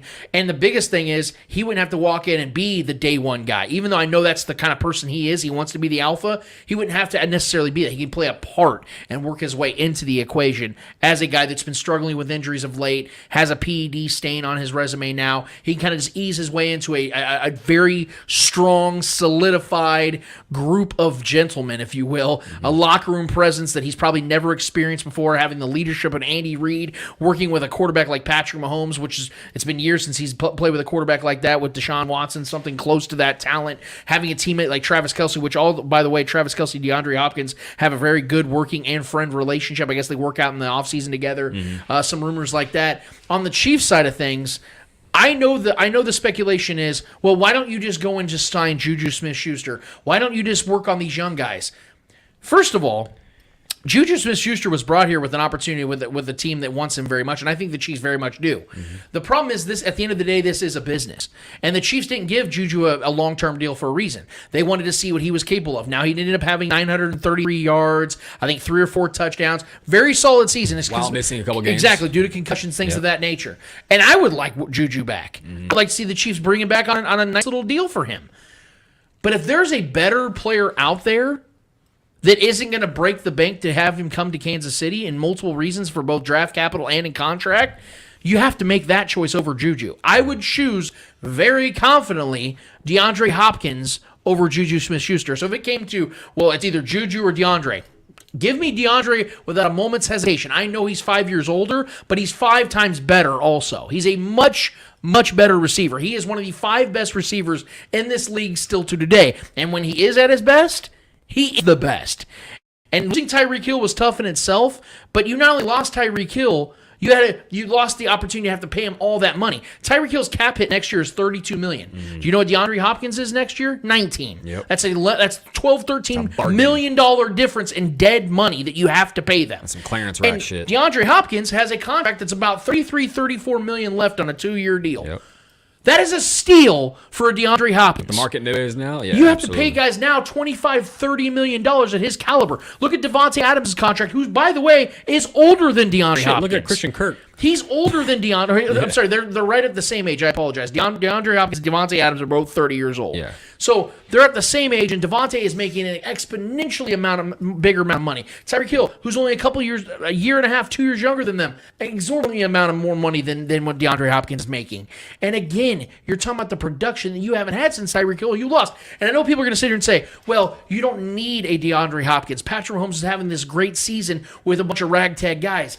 That doesn't mean, though, that you don't add those types of elite caliber players to the equation if you can. And if anything we know about Brett Veach is an all-in GM. They played it more conservative this year because the Chiefs wanted to add young pieces. It was intentional this time. Let's go with the youth movement, but next year let's be aggressive in adding some veteran free agents. Let's go out there and make an aggressive trade because we'll have the cap structure to do so.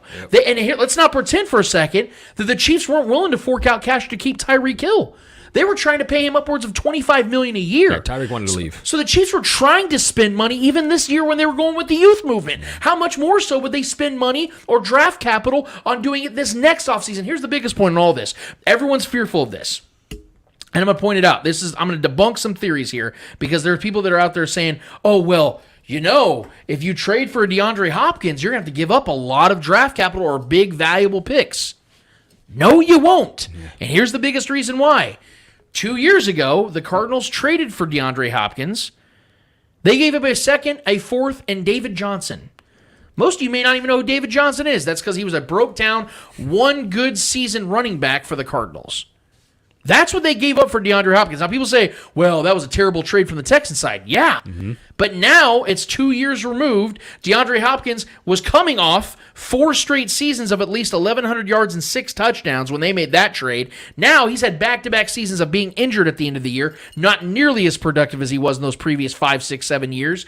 So now the trade value goes down naturally, and the Cardinals are trying to move off of him. So it's not like they're sitting here going, hey, if you want him, come get him for valuable commodities. No. It isn't. It's a completely different situation because both parties included on their side want this to be done. Mm-hmm. So they don't have the leverage in the trade. So the Chiefs, a team that have 12, 13 picks coming into this draft next year, can give up 2 or 3 mid-round picks and still have 10-plus picks to utilize in the draft while still getting a superstar receiver as a veteran player to walk right into this and become an immediate. Because you saw how good Juju was in this offense. Mm-hmm. Imagine an elite receiver who's bigger, better overall than Tyreek Hill in this offense. And the best hands in the league. And quite frankly, as great as Travis Kelce still is, and he is great still, guys, still the best tight end in football, and it's not close. He will be 34 years old next October. Mm-hmm. He's not getting younger. So you've got to add more around him so you don't rely on a 34-year-old tight end to carry everything with all these youngsters still running around. Could Sky Moore develop into something? Sure. Could Kadarius Toney become a wide receiver 1? Maybe. We don't know, though. What I do know is DeAndre Hopkins in this offense would elevate this offense to something we haven't seen since Tyreek Hill's been gone. And they've been great. Again, this offense has been great. But it was so much on Patrick Mahomes to make it happen. So much on Travis Kelce to make it happen. To about you ease it up a little bit? Mm-hmm. There's nothing wrong with adding more elite talent to the equation. And again, would come at a much cheaper price than what you had to pay Tyreek Hill. So you're getting better for less. Not breaking the bank, not breaking the draft capital. You still have, and quite frankly, if you add DeAndre Hopkins, guys, all the picks that the Chiefs would still have in the draft would incentivize them to go defensive heavy even more so for a second consecutive year. You know how exciting that would be? To be able in the same offseason add a superstar wide receiver talent at the market value that he's got, and then go and add 6, 7, 8 more defensive players. Because as we all know, man, Patrick Mahomes is going to have a defense for the next 5 to 10 years to help him get to more Super Bowls. You add that much more with your draft picks, guys, it can only get better from here, man. Yeah. And I think that's the way they should go. Will this happen? Maybe. But I'm not going to sit here and dismiss it. I think there's a legitimate chance DeAndre Hopkins is a Chief this next season. Yeah, no, and I agree with you. I think we would be the best team to benefit the most from with him being here. And if it came down to between him and Juju, I mean, as much as I love Juju, I'm taking D-Hop and that discount that you're getting him at for the next 2 seasons. I mean, it makes. If he goes and wins a Super Bowl with us one of these next 2 years and he signs with us, he can just retire. He had a great year, or a great career. He'll be running around 32, 33 years old. He could still play, obviously, but it would be a great right off in the sun such a situation for D-Hop. And I think the marriage of him and this offense would just be incredible. I do. At the end of the day, though, this is a trade situation. So the Cardinals, had the say so on where he does go and who their trading partner is going to be. So I can see a team like Detroit that has a lot of young guys, a lot of money to spend if they want to, because they have a lot of young contracts on that roster. If they wanted to add an elite veteran receiver to that offense who was really good this year to make him that much better next year, I could see the Detroit giving up a good amount to go get him as well. There's going to be some other bidders that are going to want to give up a lot to get him because he's shown that he still has very much a lot of game left, and he's still very much an elite asset to any team he's on. But I do think the Chiefs are the best fit for sure. If we get aggressive, we go after him and get him. I don't know how much leverage that D-Hop has. I'm sure it's a respectable relationship between the two with him and the Cardinals. So I think that they would, similar to how we did with Tyreek, with the parting gift of sending him to a solid team to go play in a good location, in Miami. So I think maybe it's a situation like that where they kind of both come to terms. They kind of let D-Hop kind of choose where he would favor, like what team he favors going to. And I think Kansas City would be atop that list for D-Hop. I think going and playing Kansas City would be a great opportunity for him personally and his brand and his righting some of the wrongs that he's had in his career, obviously with the recent steroid debacle. That'd be a winning kind of solves everything in this league. It's a what have you done for me lately kind of league, and if that tarnished his legacy at all, I think going and winning, maybe a possible Super Bowl situation in Kansas City would make a lot of people forget about that. Right. So I think that for him and his personal brand would be a good spot to do that. I really, really hope this happens. I love D-Hop. I still think he has the best hands in the league. The dude's catch radius is all time. His get up and get it kind of abilities to jump ball. And then you pair that with Travis Kelce, and you pair that with Kadarius Toney. What Kadarius Toney could be with another full offseason in this offense, and what we could possibly use him as an absolute weapon in this offense, what he's already done with that trio right there. I mean, maybe the progression of Sky Moore as well, being a guy, a guy that beats the cover two and a guy that's so good off the line of scrimmage. Those guys right there could be an absolute juggernaut of an offense. And then just bringing D-Hop too for the veteran experience for guys like Kadarius Toney, for guys like Sky Moore to help teach them the ins and outs and his veteran, how he's had his success and things they can learn from him, would just be a great thing for this locker room. So I would kill for this situation to happen. As much as as much as I love Juju, as much as we wanted him this past offseason, we are so stoked as we were to have him. I still look at him as a 1,000-yard receiver this year because he was going to be for sure. He didn't miss those couple games due to concussions. I love him, but I'm pushing the red button immediately if I know I have the opportunity to go get D-Hop on this discounted wage here. So yeah, it's a no-brainer for me. If we can make it happen, Veach, go make it happen, man. Yep. Interesting. All right, last question. NFL MVP and why? Well, I don't know. If you just removed the name and said that, hey, this guy not only broke a single season all yards record for a quarterback in NFL history, after losing the aforementioned top 3 receiver in Tyreek Hill, led the league in passing yards, total yards obviously, touchdown passes, first downs, QBR was 0.3 points behind Tua Tagovailoa for the number 1 quarterback rating in the NFL, which is essentially the same quarterback rating. And Tua played far less than this quarterback, threw the ball far less than this quarterback, did not have the wide receiver talent that Tua had while he played. That guy also had a ragtag group of receivers, a team of young nucleus defensive players. Oh, and they won the 1 seed in the AFC. If I just told you that without naming the guy, wouldn't you say that's the prohibitive runaway unanimous MVP in the league? Sounds like Derek Carter. Sounds like Patrick Mahomes to me, and Patrick Mahomes is going to be the MVP, and it's not close. What I find funny, though, and forgive me if this is one of your guys' L's, is according to Albert Breer and several other reporters, the AP All-Pro list came out yesterday. 49 of the 50 voted Patrick Mahomes as the first-team All-Pro quarterback. I'd really like to know who that one was. They voted for Josh Allen. One of those voted for Josh Allen. And that guy, whoever that is, guy or girl, whoever it is that has that vote, it needs to be removed. Got to be somebody in Buffalo. If you have that type of bias, gotta be, bro. Listen, there have only been 2 unanimous MVPs in this league ever.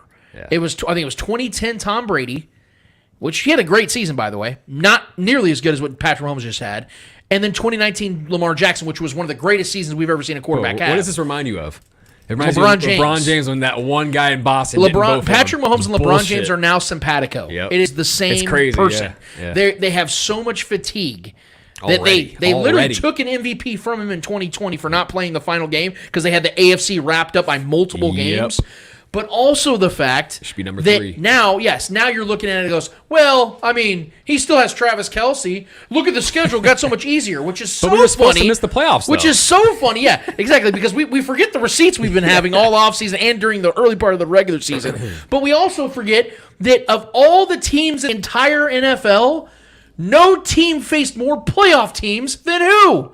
The Chiefs! No team beat more playoff teams than who?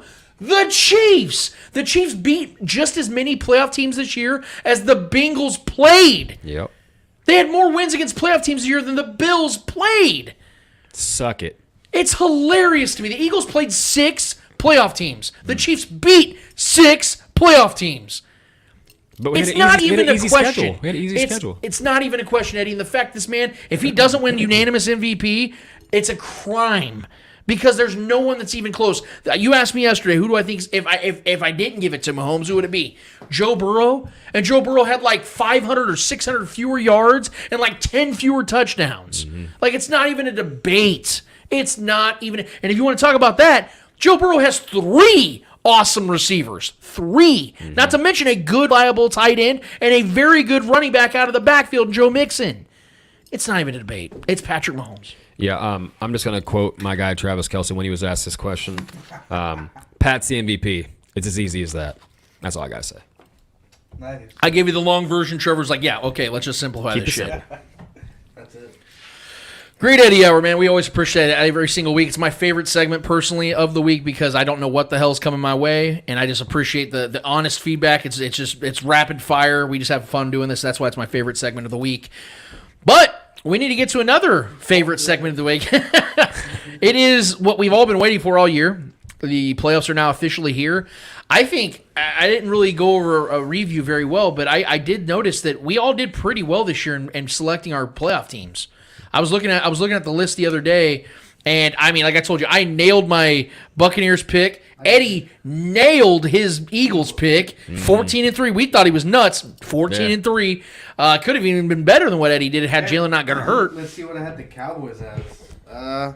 13-4. What they finish in? 12-5. Oh shit! And y'all laughed at me for that. Yeah. It's like, God damn. Yeah, dude. Yeah. Or did they? Maybe they did finish 13-4. Did they? I don't know. Let me look that. I think it was 12-5. Yeah, because they lost the last game to the Commanders. That's right. So they're 12-5. Yep. They could have finished 13-4 Yeah. though. I would have fucking called that shit. Whew. And Yeah, y'all my, laughed. my AFC picks were a little off. And but- yeah. Oh, were they okay? yeah. We can just. I had the Dolphins in. How about just read your AFC picks for the playoffs? I'll read mine, and Trevor, you read yours. Yeah, so let's look. Fuck it, let's do it right now. We're freestyling as we do this right now. So let's see here.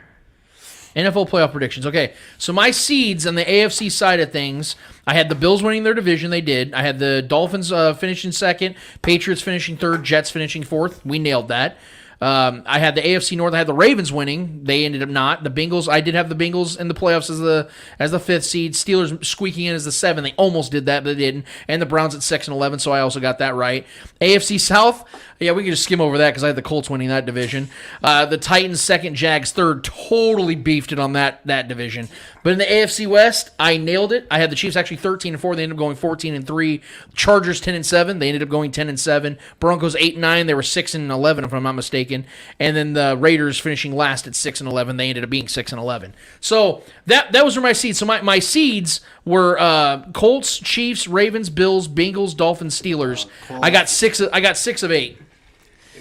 All right, so for the AFC East, I had the Bills 14-3, Dolphins 11-6, Patriots 9-8, Jets at 2-15. That was way the fuck off on the Jets on that one. Still didn't make the playoffs though, so you're good. Yeah. For the AFC North, I had the Ravens winning at 12-5. I had the Bengals at 10-7. Then I had the Steelers at 8-9, Browns 6-11.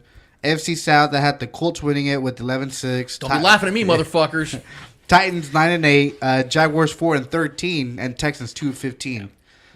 For the AFC West, I had the Chiefs 13-4, Chargers 11-6, Broncos 9-8, Raiders 8-9. Not far off. So my AFC was Bills 1, Chiefs 2, Colts 3, Ravens 4, Dolphins 5, Bengals 6, Chargers 7. So you got what 6 of 8 right as well then, or not 6 of 8? I have 7 of 8. 7 of 8. Okay, I had 5. Because I had the Colts. Yeah, 5 of 8 right. Or 5 of 7. God damn it. 5 of 7. 2, 3, 4. Trevor, what was 6. yours? So you had 6 of 7. Way to go, man. Yeah, so AFC East, I had the Bills going 13-4. Dolphins were right behind them at 10-7. New England at 9-8. So I had the way that the divisions like laid out. I hit that, but I had the Buffalo Bills with the best record in football, 13-4, and obviously that didn't happen. Well, they did have 13-4 record though. Right, So, they did. Yeah. But 13-3. But yeah. But They and would've then had that fourth. in the AFC North, this is where I kind of whiffed because the Ravens let me down with Lamar going down. So I had Baltimore Ravens winning that division at 11-6, and the Bengals going at 10-7. Browns 8-9 with the same record as the Steelers 8-9. Which I almost hit that. I almost had the Steelers having their first with Mike Tomlin having his first losing season, but he got me by one game. And then in the AFC South, I had the Colts as well. I had them at 10-7, which I wasn't giving them too much praise. I mean, 10-7 is a good record. I had 14-3. You had them winning the AFC. Yeah, dude.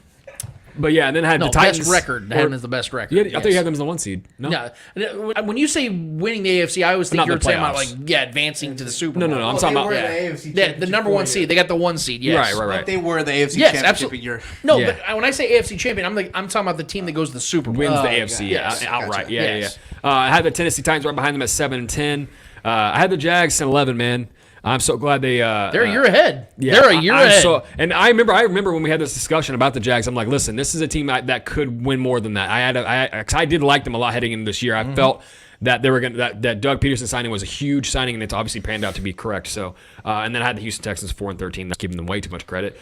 AFC West, I had the Chiefs going 12-5. That was just me paying respect to the teams we were going to be playing this year, and obviously we did lose to the teams that I kind of expected. I felt like the Bengals and the Bills would be tough matchups. Those are 50-50 games. Out of respect to those teams and those rosters, we did drop both those, but we won 14 games instead of 12. So I couldn't be more happier how this season panned out for us. The Chargers, had them one game behind us. I had the Chargers. I was high on them this year. Unfortunately, this is the first year I was kind of buying in. They are a playoff team, though, so I will give them that credit. I had them going 11-6. Raiders 9-8, gave them way too much fucking credit. And I had the Broncos 8-9, way too much credit as well. I had this division being way more competitive than it actually was. So how many teams in the playoffs did you get? So the AFC, the wild card prediction I had was the Chiefs facing the Raiders because we were in the 1 seed in my prediction. So I had the Chiefs playing the Raiders, the Ravens playing the Colts, beating the Colts, and the Chargers over the Bengals. Yeah, so how many teams you got? I'm saying, like, how many teams you got right of the 7 of the AFC Of the teams? 7, how many were you? How many did you get right? I had the Chiefs in the playoffs, Raiders in the playoffs, Ravens in the playoffs, Colts, Chargers, and the Bengals. So 2. I was wrong on the Ravens are in the playoffs. So I was wrong really just on the Colts and the Raiders. All right, so you got So I 5 got- of 7. I got 5 of yeah. 7. You got 6. Eddie I only got had the most right. Colts. I had the Colts. All right, so fuck Eddie. So now we're gonna go to NFC. you want to do the NFC? Okay, We can do because the NFC. I would like to skip over mine. Let's- I got the fucking so my seeds. I'm just gonna go to seeds. I'm not even gonna do Okay. the division stuff because you'll figure that out. My NFC playoff seeds. I did have the 49ers the 1 seed, so I wasn't too far off on that. But after that, it gets pretty bad. Yeah. I had the Packers as the 2 seed. Yeah. Had the Saints as the 3 seed. Then I did have the Eagles, but I had them all the way down to the bottom of the division winners at the 4. And then I had the Rams in the playoffs. I said they were going to be the best team. Dude, everybody that had didn't win their division in the. Yeah, Everybody had they the Rams in the totally fooled playoffs. us. Yeah, I did have the everybody Vikings. did, I did yeah. have the Vikings in, but I didn't have them winning the division. And then I had the fucking Cardinals making the playoffs. So that's a terrible prediction because again, So did I, dude. had the Bucks at So 8 did I. and 9 missing the playoffs. I didn't realize they were going to be 8 and 9 making the playoffs. So those are my seeds. I got 4 out of 7. I'll go with my seeds. I got Eagles 1, Rams 2. Woo! I had the Rams winning the division. I had them going back to the Super Bowl. That's fucking tough. So I had the. Hey, shut up, Colts. I didn't have the Colts going anywhere in the playoffs. I got them in the AFC Championship, bitch. That's fair, I guess. So I had Eagles 1, Rams 2, Bucks 3, Packers 4, goddamn, 49ers 5, Cowboys 6, Cardinals 7. Oh, so we both had the Cardinals then. Okay. So I had the We all had the Cardinals, Cardinals. I had the Cardinals as Packers, well. Yeah. Rams. So I had 3 wrong on this one. Yeah, so we both had 4 of 7. What about you, Trevor? My 1 seed was the Packers, so that didn't work out very NFC well. was awful, Dude, man. I really had high hopes. I really had like high hopes for this offense. The God. Packers, they let me down so bad, and I can't believe that. That's a whole other L-worthy situation right there. My love for Aaron Rodgers just keeps dwindling for some reason. But yeah, I had the so it was the Packers. So my division winners were the Green Bay Packers, the Tampa Bay Buccaneers. I had them at 12-5. Fuck. And I had the Rams winning the division. I had 3 teams coming out of the NFC West. Oof. I had the Rams, Niners, and Cardinals. I only had the Niners 1 game behind the Rams, so I had a lot of respect. But I mean, dude, it's crazy how much has changed for the Niners, and yet they're still the scariest team in my mind in the NFC. Yep.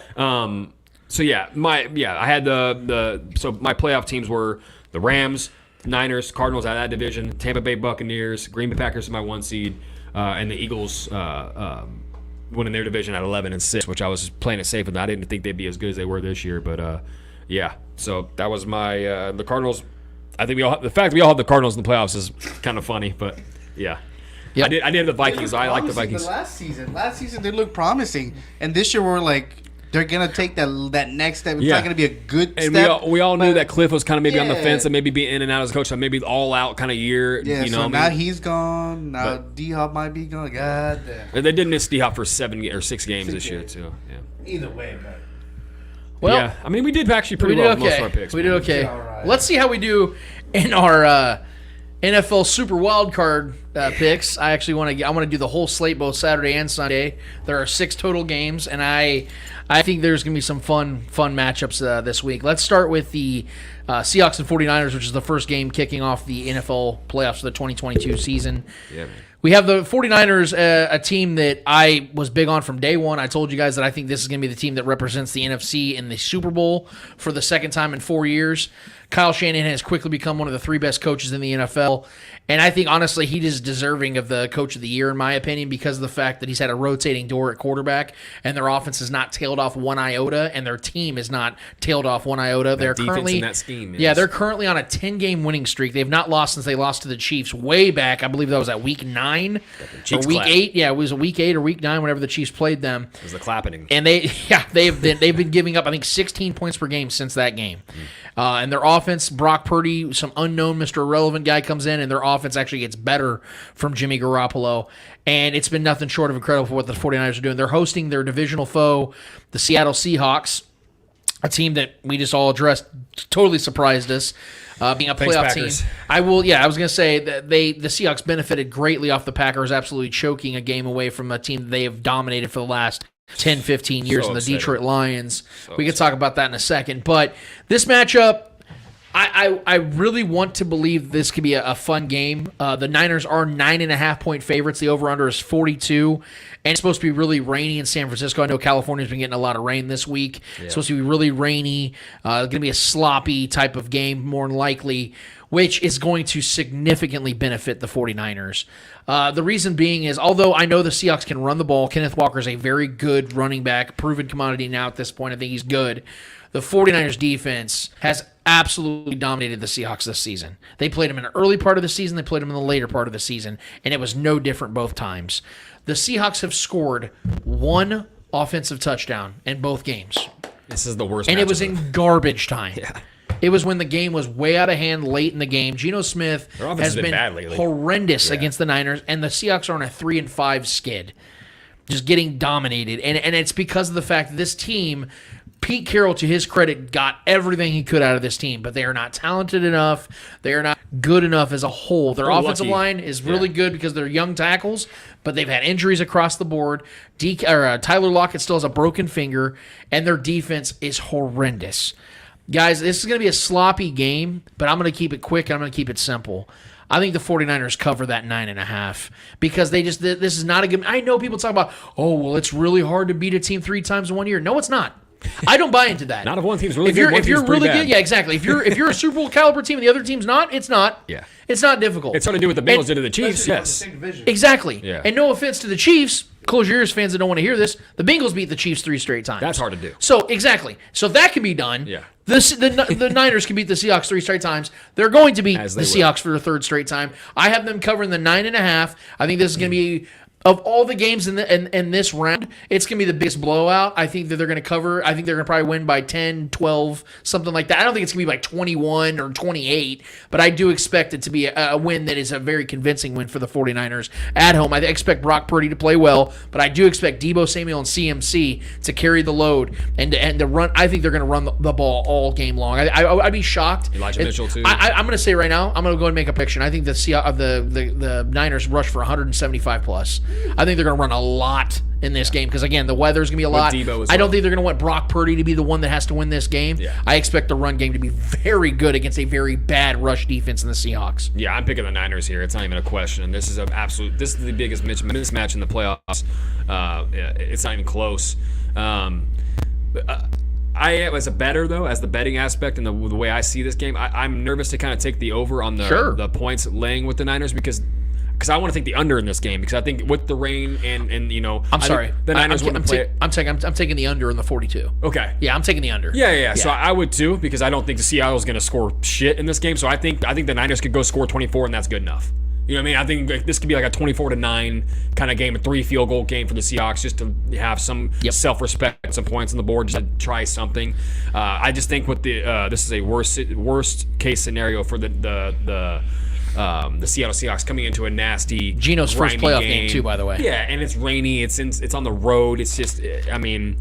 I'm not calling. This could definitely become a blowout if like turnovers happen. Yeah, that's the only way I really think it's a massive blowout because I don't think Shanahan's going to go out there and want to put up a ton of points because I don't think they're going to need to. Right. I think they just go run the game, milk this clock, score 24 points, and call it a day.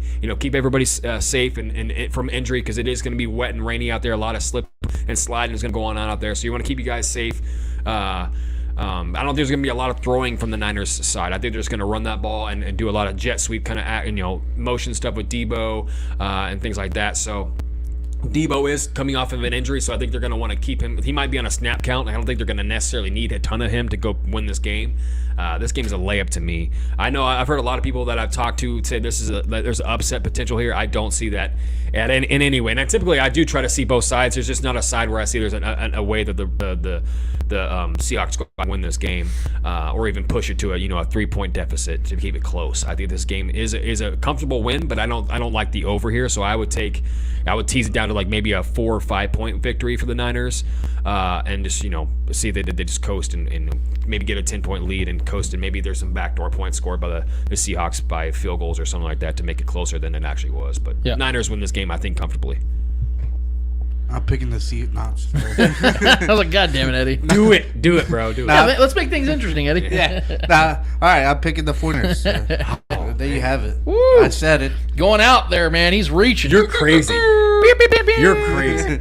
I just don't see the Seahawks going into San Francisco.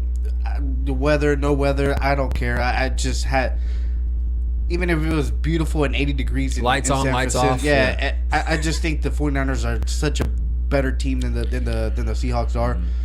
They're more complete. Yeah, Geno has played his ass off this season, and I think he's earned his spot next year for the Seahawks. But I think their road to the Super Bowl comes to an end today. It had never begun, anyways. But so I just don't see how the 49ers can throw this game away unless they like getting paid millions and millions of dollars and they do a bunch of turnovers that you're just like, how the fuck, I that's the only way I can see the Seahawks winning. I will say, I think the Seahawks are like top 3 or 4 in the league at forcing turnovers, as oddly as that is. Their defense isn't that great at keeping people from scoring, but they do force a lot of turnovers. I will say this, though. Swing a game quickly. I think sometimes when because we've seen this before in past seasons, when bad defenses lead the league or get close to it, it's because teams are throwing the ball so much that it's bound to get a tip here and there, or pick, not taking away from the Seahawks. You're right, but I think there is a little context to that. And being a Niners team that doesn't turn the ball over. We've seen that with Chiefs. The Chiefs before, we've had a lot of turnovers. Right. And I just don't see the Seahawks offense going to town on the 49ers defense. That's arguably the best defense in football right now. Right. And it's just, I just don't see how the Seahawks can go to San Francisco and compete. They're going to be competing in the first drive, I would say, because it's going to be 0-0. Other than that, it's going to be a tight ball game in the first 5 minutes of the game. After that, it's not even going to be a ball game. I think San Francisco, You said it's not. They're not gonna win by 20 plus. I think they're gonna win by 17, 18 plus. Wow. So I think the Seahawks just don't have the team to compete against a powerhouse like the proven that 49ers twice already this season. And this is a team that is not expected, but it is a Super Bowl favorite. So I expect the 49ers to play like a Super Bowl favorite. So. Like it. So we have another game tonight. It's going to be on NBC. It is the Chargers visiting the Jaguars. Now, obviously, the Jaguars were a team that surprised a lot of us this season. I think we all knew that it was bound to happen with Trevor Lawrence and Dougie P getting together. I said it before it ever happened. I think that Doug Peterson would be the perfect head coach for Trevor Lawrence. And what do you know? The Jaguars listened to me, and they went and got Doug Peterson. And it's worked very well since. Yep. The Jaguars are a team, and the Jaguars are a team that earned their way into the playoffs legitimately. They took an opportunity and they made the most of it. I know they had a long losing streak in the middle of the year. I think they lost 5 of 6 or 6 of 7, but they ended up going on a 5-game winning streak to finish the season. A team that got right as the season progressed, and that's all coaching, that's all development of young players. And this Jaguars team is very young and developing, but you saw them develop into a legitimate playoff team. And I'll give Nick Wright all the credit in the world because he called that before the season started. He said the Jags are going to win this division, and he was bigger on Trevor Lawrence than I have ever been. Trevor, you've been bigger on Trevor Lawrence. I know, Eddie, you like him. I didn't see special to start the season. Yeah, you need He's to see been it first. special ever since. And ever since I saw it, I stopped denying it, and now I'm giving him his credit. This Jaguars team is legit.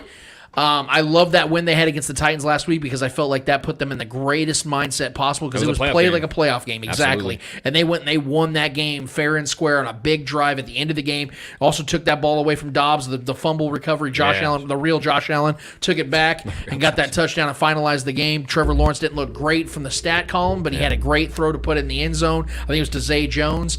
Missed a wide open touchdown. Touchdown, but that's the perfect game for them to play in this. Yeah. And then you flip it to the Chargers side, where you have a, without question, elite talent at quarterback in Justin Herbert, finally getting himself in the playoffs with a coach that, to be honest with you guys, I know this might sound disrespectful. I think Brandon Staley is Nathaniel Hackett with a top 10 quarterback.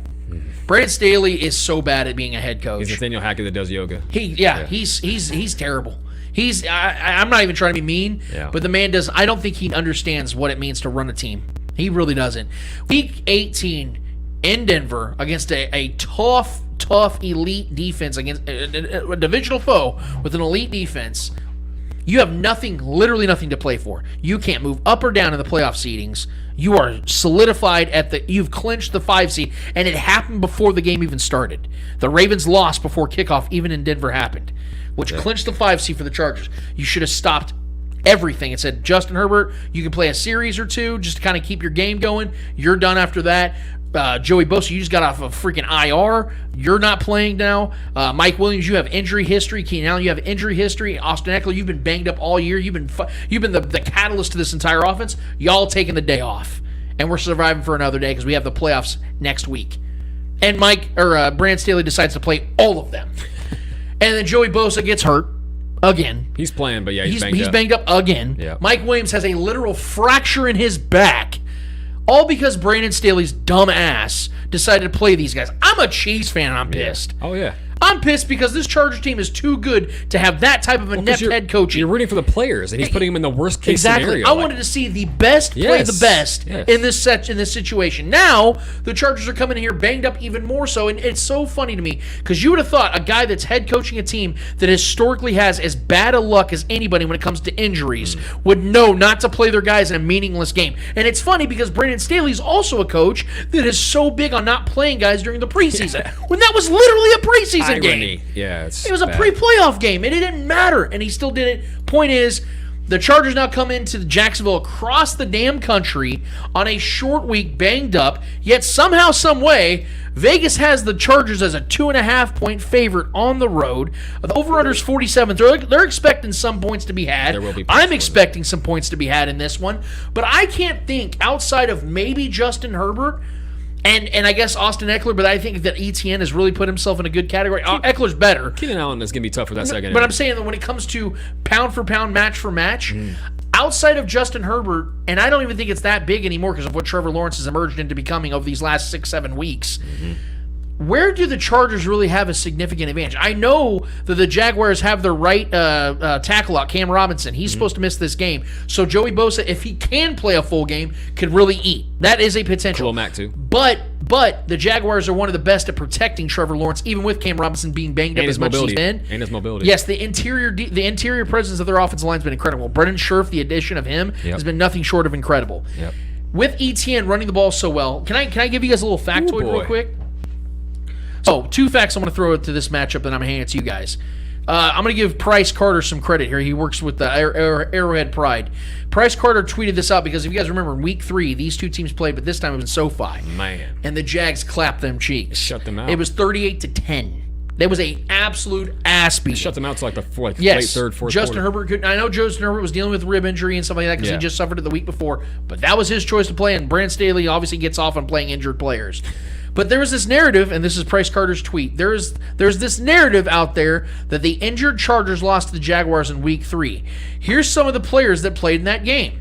Mike Williams, Joey Bosa, Jalen Guyton, Rashad Slater, who was injured in the game, and Derwin James. Let's not act like they didn't have their guys. They did have their guys. And so that is not a legitimate excuse. And I've been hearing people say that, that wasn't the same Chargers team. Yeah, it was. Yeah, it was. And that's the same team that's going into this matchup with the Jaguars now, only this time it's on the road, and let's not pretend, as we talked before the show, that the Chargers have this marching band of a fan base that's going to go across the country with them, and it's going to stack that house with the Jaguars. And here's another thing. We do remember, now the Jags deal with attendance problems because they're in Florida, a lot of old people, they got a lot of distractions, things of that nature, but we saw in 2017 when they were in the AFC Championship game, people were out there. Jags fans were out there. We know Jags fans. That place is going to be rocking, man. Make no mistake about it. They're going to want to see Trevor Lawrence and Dougie P advance in the playoffs. I think they're going to have a raucous crowd at home. And furthermore, another fact I want to bring up, do you guys know the Chargers' 27th ranked defense and rush defense this year? You know they were giving up 5.4 yards per rush? To add to this, and I'm going to give Charles Claiborne credit from NFL Network. He brought this out last night, and I made note of it. They give up 5.4 yards per rush. Barry Sanders, Emmitt Smith, and Walter Payton all had MVP seasons. They didn't average 5.4 yards per rush in those seasons. So you're literally better than a Hall of Fame running back in their MVP season against this rush defense. Travis Etienne is going to obliterate this Chargers defense. Now, on the counter side of things, the Chargers can probably destroy this Jaguars pass defense because they're 27th in pass defense. But you've seen Justin Herbert this year and how you have all these expectations of him becoming this guy. The Jaguars defense struggles with speed. You saw the Chiefs were just methodically moving down the field against the Jaguars. Why is that? Because the Chiefs offense is predicated on speed. The Chargers do not have speed. They have a bull rush running back in Austin Eckler, who's an incredible physical talent, but he's not this burner. Keenan Allen's slot receiver, but he's not a burner. He's a possessions receiver. Mike Williams, who's the 50-50 ball guy, is not even playing in this one. So you have a bunch of sluggish style guys in this game against this Jaguars defense. So at best, Justin Herbert might be able to get in the red zone and make some things happen, but Justin Herbert only had 25 passing touchdowns this season on almost 700 pass attempts. He had 699 pass attempts this season and had 25 passing touchdowns. And I know the excuse has been out there. Well, he hasn't had Mike Williams and Keenan out at the same time. Yeah, and that's not happening again this week. He won't have him this week. So what is it that's convincing me that the Chargers should be the favorites in this game? Nothing. They don't have the coaching advantage. It's a wash-it quarterback. Running backs are about the same when it comes to this matchup. And skill position defense, I'm giving the Jags the advantage.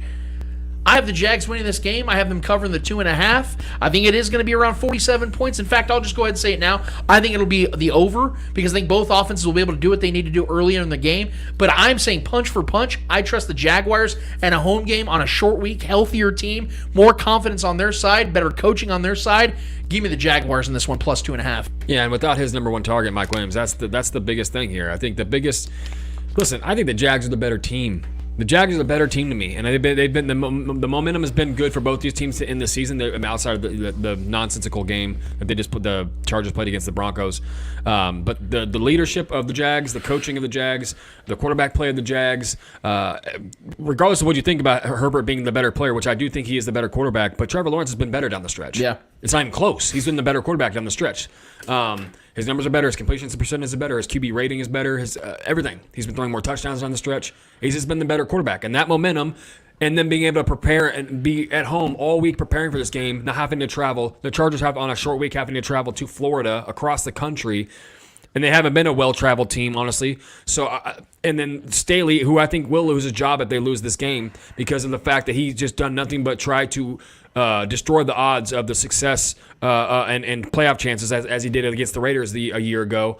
Things like that. Like if they go out there and they absolutely lose this game in an embarrassing fashion, I think he 100% loses his job, regardless if they made the postseason or not, because this should have been 2 back-to-back appearances in the postseason, but he robbed him of one last year. I think Doug Peterson with his ability, he's already a championship caliber coach. He has a ring on his finger as a head coach.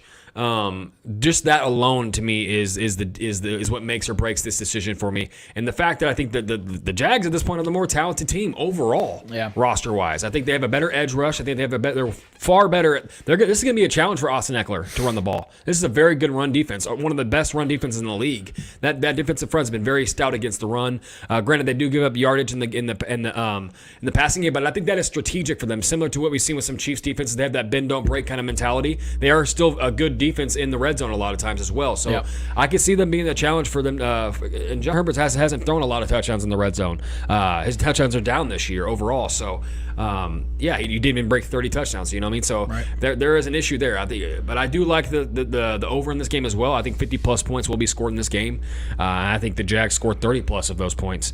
I think Jags win by at least a touchdown in this game. I like the Jags a lot. I took them on the money line in almost all of my bets. That's plus money if anybody wants to go try that out as well. I have them in a lot of my parlays. I have them plus money. I think it's plus 110 or 120 to take them on the money line, and I like them to win outright in this game. I think this is a really, really solid performance offensively for the Jags. I think they continue rolling with that momentum. It takes a lot to put even in a lot of their losses. They've had some ugly ones, but in most of the losses, even when they're down, it took a lot to put these guys away. And I don't think the Chargers have the internal fortitude because they haven't been here before. I know Trevor Lawrence hasn't been here before either, but if you look at the collegiate careers of Herbert and Trevor Lawrence, is not even close. Right. Trevor Lawrence has been in so many more bigger games. He's been in the bowl games. He's been in the big moments, and he's thrived in those moments. When the moment's big, Trevor Lawrence has been great in his college. This is the challenge for both these guys. Being this is my favorite game of the week, of the weekend here, out of all the matchups, because this is two guys that are making their debuts as young, up and coming, talented, very talented quarterbacks. Justin Herbert, this being like a later kind of introduction to the postseason. He should have been here earlier than this, but this being Trevor Lawrence's second year, going from last to first this year, I just think the momentum is riding really, really hot with the Jaguars here, and I really like this team. I liked them in the beginning of the year.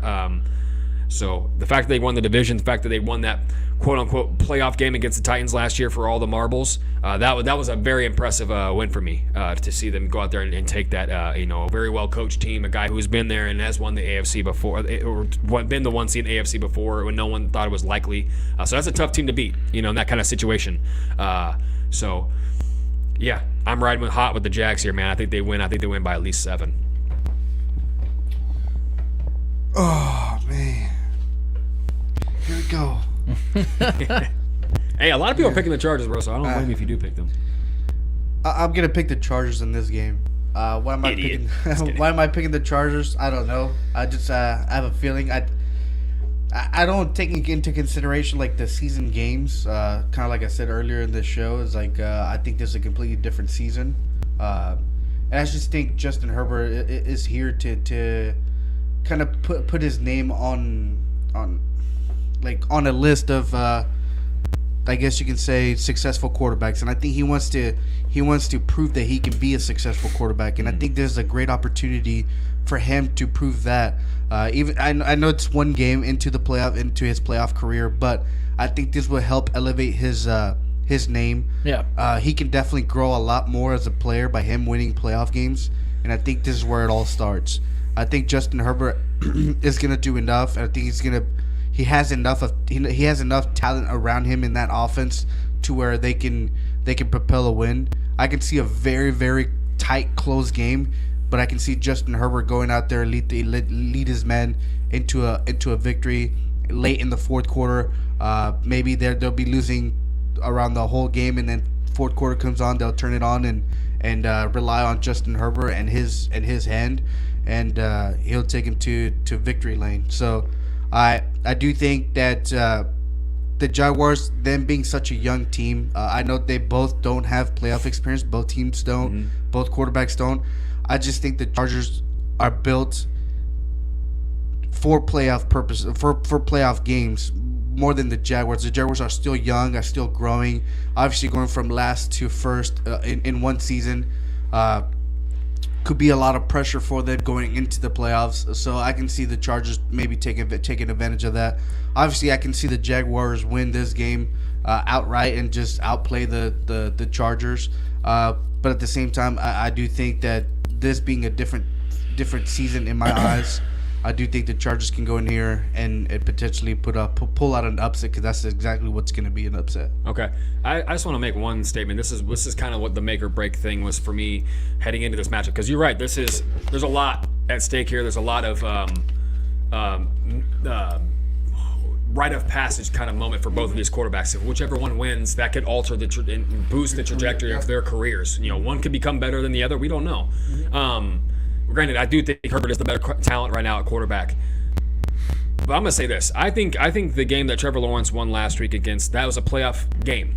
That the atmosphere was very much playoff-like. It was win whoever wins that division. Everything was on the table there. Chips were on the table. Everyone's going all in on that, and they came out on top. I think that was a bigger win for Trevor Lawrence than Justin Herbert has won in his entire career so far. That game was more impressive of a win than Justin Herbert's had in any game of his career so far. Name one game that Justin Herbert's won where it was win or go home, or not, or win or has the edge of the division, where the Chiefs. We've had numerous close ones with the Chargers, and the Chargers could have leapfrogged us in the division, and they've always lost. Right? Granted, it's against Mahomes. I get that, and he's in Mahomes' division. That's a lot. But there's never been a big game where we're like, okay, let's watch these Chargers, see if they can do it. Never. He's never won any of those games. Anytime it's been a close game or against a good caliber team, a playoff team, they always lose those games. Yep. They just lost to the Broncos. And regardless if that game mattered or not, that was a divisional foe. All the starters were out there, and they still lost to the Broncos, who's been a shitty team all year. Yep. Granted, we had some close ones with the Broncos. But what I'm saying is I think that win, Trevor Lawrence showed that he has that internal fortitude. That team as a whole, Doug Peterson as a coach, outcoached Mike Vrabel, who I respect a lot. Yeah. Showed that they have that internal fortitude as a unit on both sides of the ball, and they went out there and won that game, won that division, forced their way into the postseason. The Chargers just kind of somehow found a way to put a few games together against some terrible teams, because the games that they won leading into this postseason run, they played some terrible teams. That run there against those teams is a cakewalk, honestly, for being honest. And they still had some close ones there. The most impressive one this year was, I think, against the Dolphins. I'll give them that one. But overall, 1-5 against playoff teams. This is what I'm saying, man. This is why I do not buy into the Chargers, because this is a letdown spot once again, and they are the favorite for some reason. There's a lot of money on them to win. I get it, but I just think there's a lot more momentum, and there's a lot more gut as far as which team has the more gut check here. I think the Chargers have much more to lose here, and much more writing against them, I think, in this situation. That's why I think Trevor Lawrence has already proven he can win those kind of games. And these are the kind of games you need to have coaching. And I think there's a significant disadvantage for the Chargers in this one when it comes to coaching. Doug Peterson's not going to make the mistakes that Brandon Staley always makes. But it's football, man. And that's true. A couple bounces here and there could change the trajectory of this game. I'm saying who I'm going off of based on confidence. Yeah. It's the Jaguars. And to Trevor's point, as much as people try to heap the elite status or the elite cloak over Justin Herbert, he's got to win a game like this for that to even be viable. Yeah. Because to this point, he doesn't have a single big win. How does he respond to that pressure? That's why I think he's going to win this game. Let's see him do it. Trevor Lawrence does not have to win this game. Because you know what? Justin Herbert has to win this game. As much as I believe in the Jaguars winning this game, on the flip side, if Justin Herbert on a short week with a banged-up team and an idiot for a head coach goes in there and wins a road playoff game, that like Trevor said, it changes everything. Yeah. Then you start to look at Justin Herbert as a legitimate, potential elite quarterback. Yeah. And then you see what he does from there on out. But yes, I 100% agree with what you're saying. And we would most likely be facing the Chargers, we've had close games with them. You know what I mean? So that would be that segues into the next matchup that we have because yes, one other team would have to take care of business in order for the Chiefs not to face the Chargers in that scenario if the Chargers were to advance past the Jaguars, and that is the Dolphins, the 7-seed Dolphins, going up to Buffalo for the second time in less than a month to face the Buffalo Bills. As it currently stands, this looks like it's going to be a tapestry of blood. It looks like it's going to be the Dolphins just getting absolutely smeared across the field by the Buffalo Bills, who are a significantly heavy favorite at minus 13.5, which I think is the biggest spread in the history of the NFL playoffs. So it's a very, very big spread, but yet the over-under is very low. They have it at 43.5. So they're not expecting a lot of points, primarily because of the fact that Skylar Thompson is supposed to be starting for the Dolphins. Well, that and the two matchups that they've had have been close games. Yes, they've been very low-scoring close games as well. I think, the second one was like 31 to 29 or something like that. First one was 21-19. So yeah, they're going to be they've had close matchups. And as much as of a significant advantage the Bills have in this one at quarterback, I think that they have the skill positions met in most sides. The defenses should be better than the Dolphins. Defense has been playing better down the stretch. They have been playing better in the stretch, and the Bills have been this defense that gets a lot of credit for not being that good. I'm gonna surprise you guys here. I think this is gonna be a close game. Biggest reason why is because of the fact Bills' defense is not as good as people think it is. Everybody is assuming they played well last week against the Patriots. They didn't. Mac Jones looked incredible in that game. 2 kickoff returns for a touchdown. Thank you. That was the point I'm going to bring in all this. Yeah. Is the Bills did win that game fair and square, even though Matt Milano absolutely destroyed a receiving player. I think it was Jacoby Myers. Oh my God! Destroyed them in the end zone when that ball was coming to him. That should have been a DPI and put the Patriots on the 1 yard line. Still, the Patriots had a 17-14 lead deep in that game, and Hines returned another kick to give them the advantage and took away all the momentum for the Patriots. The Dolphins have a far better offense, even with Skylar Thompson, the Patriots do. And they have no answers on the defensive side for Tyreek Hill and Jalen Waddle, who both will be playing in this game. The Dolphins are very banged up. Bradley Chubb's been dealing with an injury. Obviously, Tua Tagovailoa is out. Teddy Bridgewater is questionable. He's not playing. He'll probably suit, but he probably won't play. Emergency backup. There is a lot of banged up players on this side of the ball for the Dolphins. But the Bills also have banged up players as well. Jordan Phillips might not play in this game. That's a huge loss if they don't have Jordan Phillips. McKenzie's banged up. He's been their receiving running back out of the backfield, who's a guy that they would very much like to utilize in this game. More of a slot guy. Yeah, more of a slot guy. He may not play in this game either. Also, we have to factor in guys that DeMar Hamlin will not be playing, and DeMar Hamlin has actually been one of their best tackling defenders. Going into, I think it was at week 14 or week 15, DeMar Hamlin was leading the team in tackles. He had like 75 tackles, solo tackles going into that game. So not having an already banged up secondary gives Skylar Thompson an opportunity here. Now it's going to be a cold day out there in Buffalo, but we've seen the Dolphins go out there in snow and give the Bills hell. They gave the Bills hell, and here's the other thing. The reason why this game I think is going to be close is because I don't trust the Bills' offense. I don't trust Josh Allen. He has been the worst quarterback in the NFL in the red zone this season. He has the most interceptions in the NFL, but also the most in the red zone with 5. If you go back to last week to the Patriots game, yes, the Bills they wouldn't have won that game had it not been for those 2 returns. Or the Vikings game. Right. They single-handedly lost that game. Yeah. He fumbled the snap. No, but I'm saying in the end zone. for the Patriots game, they wouldn't have won that game had it not been for the kick returns. Right. So. And so I don't trust Josh Allen in this game. I think Josh Allen's numbers are going to probably be really good. Probably. But he's not going to be able to help himself because I do believe Kelsey is going to protect Josh Allen a little bit in this game and not have a bunch of designed runs.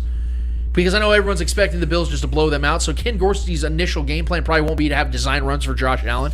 But Josh Allen won't be able to help himself. On a 3rd and 7 or a 3rd and 8, you're going to see Josh Allen run to that left side or run to that right side. And it's going to open himself up for opportunities to get hit. And outside of Stephon Diggs, he has had nobody in this offense that's been ultra reliable. I know Dawson Knox is really good, but he'll disappear for weeks on end. And he's been injured too at times. So outside of Stephon Diggs, the Bills don't have a guy that Josh Allen just can rely on. Gabe Davis has taken a massive step backwards this year. I thought he was supposed to be, I thought he was going to be this next guy, and he has not become that at all. So the Bills are going to have trouble in this game, I think, scoring points. Unless they're planning on kick and field or returning kicks twice this week, I don't think they're going to score a bunch of points this week. I don't think they're going to drop 35 Dolphins. I think the Dolphins are going to win this game, and they're going to be gritty as fuck. And here's the other thing. In that second game against the Buffalo Bills in Buffalo, the Dolphins rushed for 188 yards. And you know what's funny about that? They didn't even have Jeff Wilson. Jeff Wilson didn't play in that game. He's their best running back. Now, Mostert's supposed to miss this game. Raheem Mostert was really good in that game. Jeff Wilson's the better running back, and he's going to be in this one. I'm telling you, I wouldn't shock me at all if the Dolphins rush for 130, 140 yards in this game. And if they do that, this is going to be a close, frustrating game for the Bills. And I'm expecting Josh Allen to turn the ball over at least once. It's going to give the Dolphins more life. This is going to be the game of the week where people are going, dude, how was that a 3-point win? There's no way in hell. So unless, again, Nyheim Hines decides to go Dante Hall on him again, I'm expecting this to be a 21-14, 21-17, 24-20 kind of victory for the Bills. I am picking the Bills because they're clearly the better team with home field. They're gonna be much healthier. I'm expecting the Dolphins to come into this game. Mike McDaniel is going to put up a beautiful game plan. I do think Bradley Chubb's going to rub through it and play on the defensive side. The Bills' offensive line has been banged up. Deion Dawkins and Mitch Morse have been banged up. Josh Allen won't be able to help himself in the red zone and with running plays. I'm expecting this to be another one of those matchups these two teams have been having, with or without Tua Tagovailoa playing as well as he normally has played or at all. I'm expecting Skylar Thompson to be decent. I'm not saying he's going to have a really good game. I can see him throwing for 180 yards with an interception, but just good enough for them to stay in the game. But the Bills will ultimately win the game at the end, but do not expect a blowout. I am clearly giving the Dolphins the plus 13.5. Yeah, it's funny you said that you might shock us. This is my upset alert game. I'm not saying they're gonna. I'm not saying the Dolphins are gonna win. But Okay. I'm right there on par with what you're saying. I think we talked about it already on the show. We talked about the rumblings we've been hearing about McDaniels might be in on the outs if Sean Payton. Jesus Christ! I know. I don't know why. I always want to say something else. If the Tom Brady rumors and the Sean Payton rumors. You don't think if we're hearing that, you don't think they're hearing that. You don't think that, these guys are hearing these rumblings going on as well. So if these guys know that they're playing for the coach that they love right now and that they've had some success this season with, and you don't think coach himself, McDaniels, wants to go out there and have the game of his life against their divisional foe, that they've already won one game against them this year. Granted, it was a convenient setting for them in the heat and everything like that happened, but they know they can beat these guys. They've done it already once this year. They're not afraid of the Bills. Granted, it does suck not having a starting quarterback out there. That does suck, but he was pretty awful down the stretch. So if you can have a game manager in this Thompson kid, just go out there and manage the game, get the ball in the hands of Tyreek, get the ball in the hands of Waddle, run the ball really well. That offensive line can control this game, and you can maybe bank on a couple turnovers from the Bills, which is very likely, especially towards when things get tight and Josh Allen kind of tenses up, comes to the red zone, play some good bend don't break defense. I very much think this game is within grasp of the Dolphins winning. I think that is actually a possibility. I'm not betting on that whatsoever. I think the Bills win this game for sure. But I do agree. I think this game is going to be tight and very uncomfortable for Buffalo Bills fans. With the momentum riding with the Damar Hamlin situation, him most likely going to be there, probably going to go out there and rile up the teammates. He's probably going to be in the early post-game huddle, warm-ups and things like that. Probably everybody's going to be so juiced for that. It's at home. It's going to be cold. It's in Buffalo. All those things are working in the favor of the Buffalo Bills. I can also see them very much overlooking, the quarterback situation for the Dolphins. The fact that they won the last matchup between these guys in Buffalo, so they have that at the advantage. But I do think this is a situation, man, where for all the games this weekend, I know that there could be other situations. You got the Vikings going against the Giants. The Giants already beat them once this year as well. The Vikings won, but yeah. Well, the Vikings won. There was a tight game. They barely pulled it out. With the Bucs maybe being an upset alert for the Cowboys. I don't think that's happening, but we can talk about that. But I just think this game right here has the storylines, the narratives going into this game from both sides, a lot of different things momentum-wise, regardless if it's the right direction or up or down. I think this is a situation where it will be way too close for comfort for the Buffalo Bills. I can see some blunders from Josh Allen keeping this game closer than it should be. The Buffalo Bills have no business losing this game. They should 100% go out there and win this game by double digits, most likely. But I think if the defense of the Dolphins plays as good as it has been as of the last couple of weeks, I think they've been playing better. They've been pretty bad all year, but if they play better and they run that ball and they can control this game, keep Josh Allen on the sidelines, play some good bend don't break defense, I think this game will be way too close for a lot of Bills fans' liking. And I think this is going to be a tight one down the stretch. I do agree with you on that. Give me the Bills in this one, but I'm with you guys. I think this is going to be a lot closer than what people think. I think this is a game that can. These teams know each other, man. It's a upset alert on this one. I agree with Trevor on that. I think this is a turnover game to where whoever wins Decides. the turnover battle decides the winner today or tomorrow. Yep. I think it's going to come down to the turnover battle. It's going to be so close. I get you don't have Tua playing the Bills, but then you have Tyreek Hill, you got Waddle, Yep. you have Gesicki. Can take Those over are game games. breakers, man. Those are dangerous players. Bills don't have that guy. And the crazy got thing is, Stephon like, Diggs. they make plays. The quarterback doesn't make plays for them. And They make Tyreek plays. owns the Bills historically. He owns them. 100%. So Just get the ball in his hands. Bro. those three players make plays. Yeah. The quarterback does not make the plays for those players. They create And their again, own they didn't have plays. Jeff Wilson in both the previous two games. Yeah. So Jeff Wilson wasn't even on the Dolphins when they played the first time. yeah, so I do think that Tyreek Hill, Waddle, Gesicki, they're gonna have big games because they're gonna be the ones that have to create opportunities for this team to even come close to winning, and I do expect that from the Dolphins.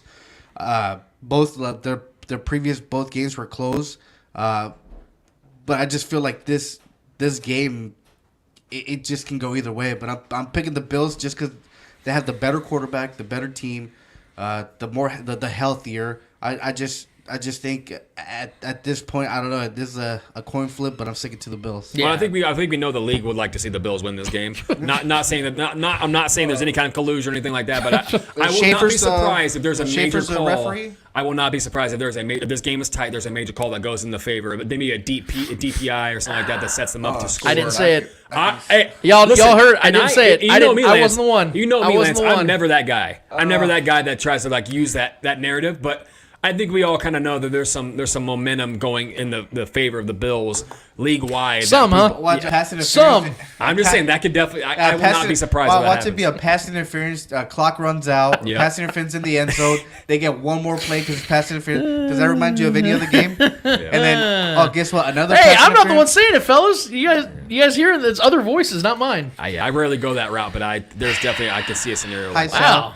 I don't have the tinfoil hat. It's other people this time. Then we have the midday matchup tomorrow with the Giants visiting the Vikings. This is the most interesting matchup of the week because of the fact that I actually think this is where the upset happens. Okay. So a month ago, the Vikings and the Giants played in the exact same stadium. It was up there with Skull Country. And it was one of the most exciting regular season games of the season because we saw the Vikings squeak out a narrow victory, which is what it seemed like damn near every one of their victories was a 1 point. I think they were 11-0 in one possession games this year. There was 3 points or less or something like that. Yeah, It was like yeah. an NFL record. Very fluky year for them. Yes, unbelievable. A lot of luck. And they had a kick at the very end of this game, a 61-yard field goal, which Joseph absolutely Granted, nailed. great kick. Yeah. Absolutely nailed. So I'm going to give him all the credit in the world for that kick because it was beautiful. And it was in a dome, so I get it. But see, that game, I know a lot of times we sit here and say, well, you got to throw out the last game that these teams played and all this other stuff because things happen. Okay, well, this actually is going to favor the Giants in this one. And the biggest reason why is this. So in this game, Giants offense played pretty damn well. They had 445 yards of offense to the Vikings only 353. Daniel Jones had his best game of the season passing yards. White had 319 passing yards. They also ran the ball for 126 rushing Vikings yards. defense sucks. Yeah, they actually had fewer plays, so they were more efficient. Yeah. But where the game went wrong for the Giants in this one, it was only a 3-point loss, was the fact that the Giants lost the turnover takeaway battle 2-0, and they were only 3 of 11 from third down. So they really screwed themselves in those two categories and still had multiple opportunities to win that game and forced the Vikings to make a 61-yard field goal just to win that game. Yep. The Vikings have the 31st passing defense and the 20th ranked rushing defense in this game against a Giants team that no one, and I mean no one, had even getting to the playoffs. Brian Daboll has done an unbelievable job. He's going to win Coach of the Year. He's great. And I ain't going to fight it. I think there's other guys that are just as good or more deserving of it, but Brian Daboll is going to win Coach of the Year for this reason. This Giants team had no business getting in the playoffs because they're not talented enough. Yeah. They don't have enough talent on this Overachieved, roster. But this sure. team fights, and they are coached better than most teams in the league. Daniel Jones having a career year. I would say there's maybe 5 teams in the league at most that are coached better than what the Giants are. sure. They're going to be so prepared for this game. And I like Kevin O'Connell, but Brian Daboll is a significantly better head coach right now than, in my opinion. Far more seasoned. Yes. Yeah. I think he understands this game at a higher level than Kevin O'Connell at this point. Yeah. The advantages are, yes, Kirk Cousins is the better quarterback in this matchup. but say it out loud that you trust Kirk Cousins in any big game. Because you can't. And I know Daniel Jones is not this great quarterback and things of that nature, but I'm going to be real with you. I trust Daniel Jones more in this game than Kirk Cousins. I know that Justin Jefferson can be the factor here, but again, Justin Jefferson in that game against the Giants just a month ago had 16 targets, 12 receptions, 133 yards and a touchdown, and they only won by 3. So even if he replicates that, this game's going to be close. I'm going to trust the team that can run the ball better, the better defense in this matchup, the team that I think is coached better, and I think the Giants are going to be that team. And I think they pull the upset in this one, unless Joseph once again kicks a 61-yard field goal to win the game, which could happen because he's already done it. Yep. I think the Giants are going to pull this game out. And here's another thing.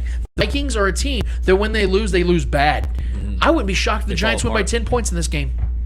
In fact, I'll go ahead and say it. I think the Giants cover the point spread, which is at this currently time +3. I'm going to give them the 3 points. I think the Giants win a convincing game, and say I'll say Giants +7. I'll say they win by more than a touchdown in this game because I don't trust the Vikings. I think they are the biggest frauds in the playoffs. I think as much as the Giants don't deserve to be in these, the Vikings are a fraudulent team. They won 13 games this year, and I don't have any faith in this team. They have a bad defense. You can't rely on Dalvin Cook's health. Kirk Cousins always gets the bet, and they're down 2 offensive linemen in this matchup. Totally forgot to mention that with a rookie head coach. Give me the Giants. I think the biggest frauds in the playoffs are the Bucs, just because they're only here because of their division is so shitty. They don't deserve to be a playoff team in my mind, but that to me is the most fraudulent playoff team left. But I will agree with you. I think the luckiest team. I've never seen a team so lucky and win so many unlucky ways. Even in that Buffalo Bills game, as much as we were happy the Bills lost that game, they had no business losing to the Vikings in that game. Dude. Yeah. It was a good game, but Josh Allen absolutely blew that game for them. And Justin Jefferson just absolutely won that game for the Vikings. This one, I was thinking about this one being my upset pick here, but I felt like it was too easy because I feel like the Vikings at any moment can be upset. You know what I mean? Because I don't even look at them as a team that considers an upset because I don't believe in them as a team that's like that good of a team where like anybody in the playoff beats them. I'm like, yeah, it's the Vikings. Like no one really expected them to win or lose. Like there's not much expectations for this team unless you're a Vikings fan. Of course, you're wanting them to go win this game. But cover your ears, Linda Dorsey. I am actually picking the Vikings in this game. I think they are the better team still, not by much. We all do agree here that the Giants overachieved and no one expected them to be here. Maybe not even themselves. Right? They're a playoff team because they fought and they're a gritty ass team and they 100% overachieved. And Daniel Jones had a great year this year, career year. Was very mobile running the ball. I think he cut his turnovers literally more than in half compared to his last few seasons. So that's credit to the coaching, credit to Mike or Kafka, and it's just. He's worked wonders for Daniel Jones over there. That's why he's getting all this recognition this season because of what he did. It's incredible. And this team runs the ball very well. Their defense is very suspect at times, though. Both these defenses are not very good. They play. I will say Thibodeau was a great addition to that defensive line. He's been incredible this rookie year. As of late, once he started actually getting in the motion, started playing in these reps, he's been great. But this I will say this Giants defense plays very good situational defense. They're not the best like from start to finish in a game, but when it comes to situations they need to stop you, they've been very, very good at pinning their ears back and getting after quarterbacks and making them make mistakes and taking advantage of that. But I don't trust Daniel Jones. I understand this is a big moment for him. I think the moment's going to be too big for him. I think I think there will be a turnover here that costs him this game, and I think this game does come down to a field goal by the Vikings again. It's funny you say that because like you said, it could come down to a field goal. I think it does. I think it is a very uncomfortable, tight game once again between these two teams. And I think Joseph goes out there and hits a game-winning field goal to put this one away. Whether it's overtime, whether it's in regulation, I think the Vikings barely pull this one out once again, and luck continues to be on their side. But I do expect a good, hard-nosed fought game. Both these teams, I think, will score some points, except both these defenses are bad. But I think Kirk Cousins lucks out again. I think he probably has a turnover or two in this one as well. But I think the Giants probably match him in the turnovers. It might be 1 or 2 apiece. But I think the Vikings end up being on the lucky end on this game again, similar to their first matchup. And I think they win by 3. So I'm taking the Vikings in this one. Why am I taking the Vikings in this one? Because I don't trust Daniel Jones. I'm with Trevor on this one. I think the Giants overachieved this season. Nobody expected that. I don't think nobody saw that. I just think the Vikings have a better team. the better quarterback. Unfortunately, it's not a big of a difference between Kirk Cousins and Daniel Jones. But Kirk Cousins has had some good moments in the playoffs as well. Yeah. Give him that. So I just think the Vikings with Justin Jefferson, he's on a different league. They don't have anybody to hold him out there. Yeah, so I just think the Vikings are going to go out there and take care of business. I don't think it's going to be a blowout. I'm with you guys. I think it's going to be a really, really close game, coming down to a field goal, coming down to 1 or 2 points, whatever it is. The Vikings just don't blow people out. Yeah, so this game could potentially go. Yeah. This is a game that I can see that goes to overtime in the playoffs, and we will finally see that new rule go into effect with these two teams. I think this is where we're gonna see that, but I do think it's gonna be a close game all throughout the game.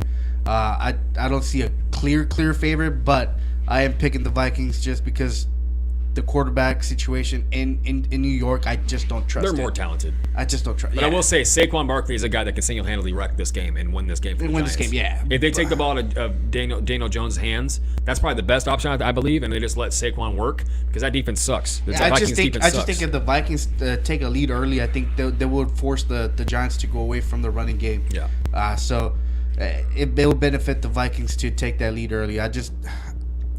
I can see the Giants winning. I want the Giants to win, though. Yeah, I really do. I think it's a fun story. I can see the Giants winning. Yeah. Because, like I said, this could potentially be an overtime game. Yeah. But I'm gonna pick the Vikings for this one. Then we have an AFC North showdown. The Bengals are hosting the Ravens. It's a weird thing because these teams just faced off in Week 18, so it's literally a 1-week flip. These teams are facing each other again. This time it's gonna be a lot different. We've talked about the Lamar Jackson situation. I know that Huntley's probably going to give it a go, but more than likely Anthony will probably get some playing time at quarterback for the Ravens. Yeah. We saw the Bengals go into that game last week and win 27-16. It wasn't ever really all that close. I think they had I think it was a 21-point lead at the beginning of the game. The Ravens just have not been able to score points. Their offense is just very inept. I did see, though, in that game that the Ravens didn't play Mark Andrews. Or J.K. Dobbins. Or J.K. Dobbins. That's big. Yeah, and they did fight in that entire game. You could tell they were still putting up. Yeah, and that's with 4 turnovers considering. They lost by 11 points, but there were 4 turnovers in that game. I'm expecting a tougher Ravens team in this matchup. The over-under right now is the Bengals are at -8.5 with an over-under of 40.5, which is wild to me that you have almost a double-digit favorite in a game that's not even supposed to score 41 points. I am going to say that over-under is going to be – I'm hammering the under in this one because of the fact that these two teams know each other so damn well.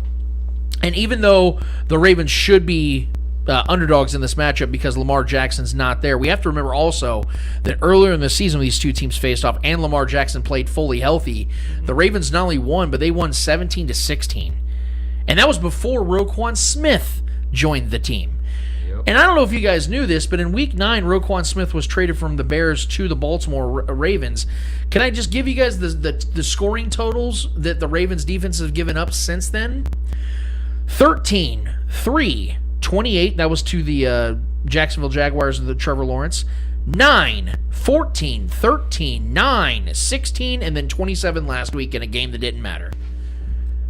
That is 1, 2, 3, 4 single-digit games and 6 games of under 15 points.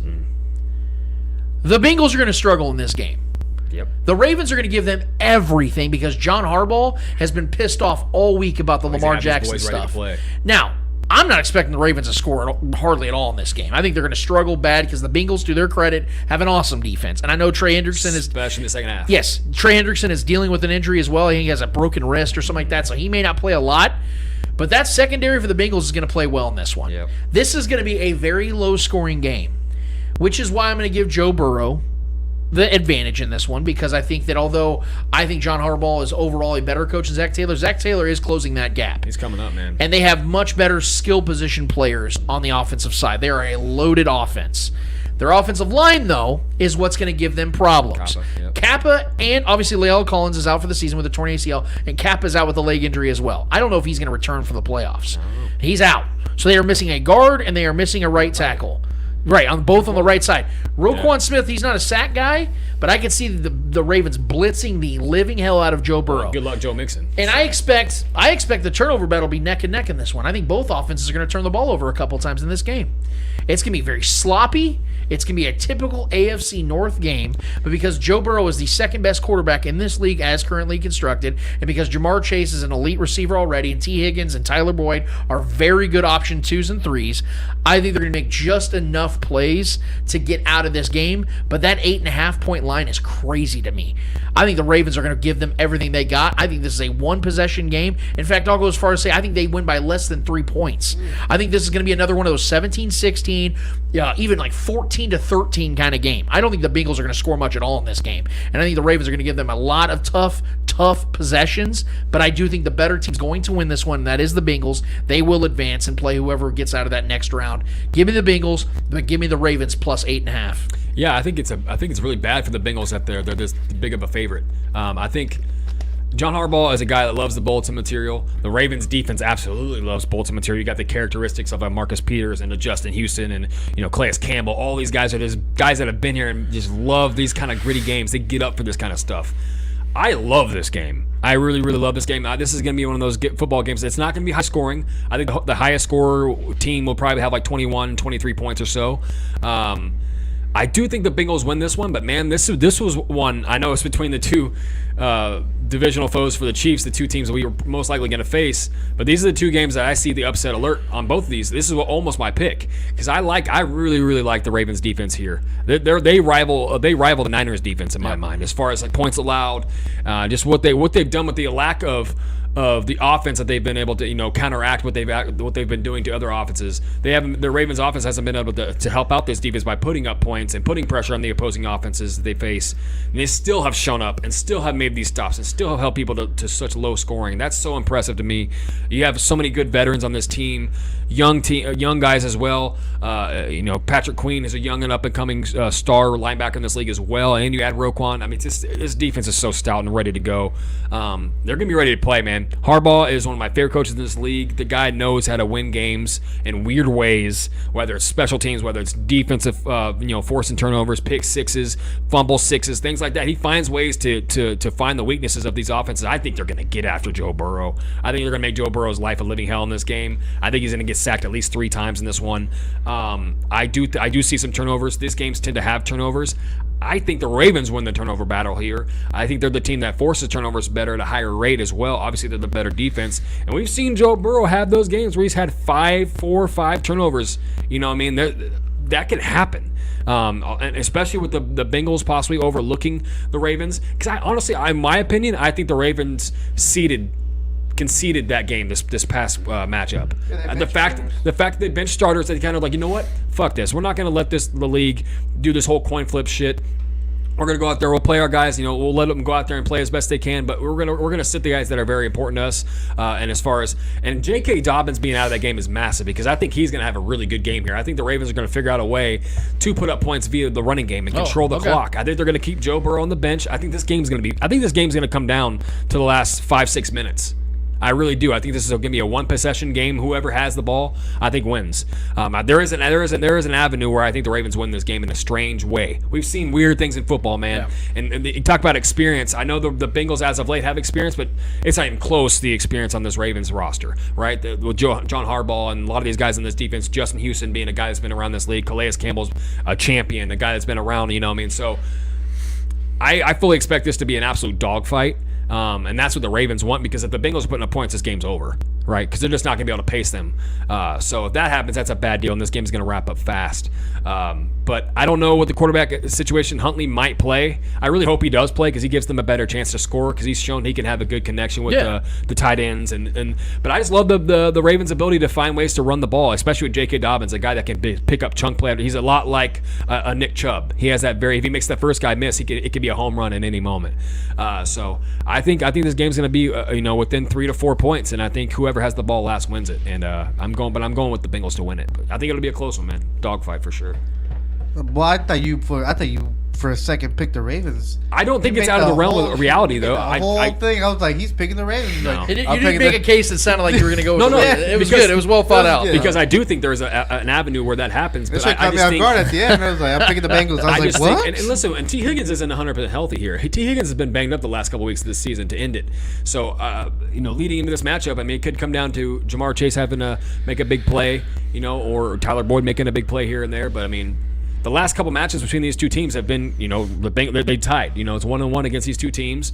And the defense of the Ravens, I just have so much respect for, and I think they can go out there and make it a tough They're a battle. nasty defense. Give me the Bengals. Give me the Yeah. Bengals in this game. I just think they're a lot more hungry than the Ravens. I think the Ravens, when it was announced if they were to beat the Bengals in the last game, it would be a coin flip. It was just a kind of a shit show. I think the Ravens were just like, it just kind of like demoralized them a lot.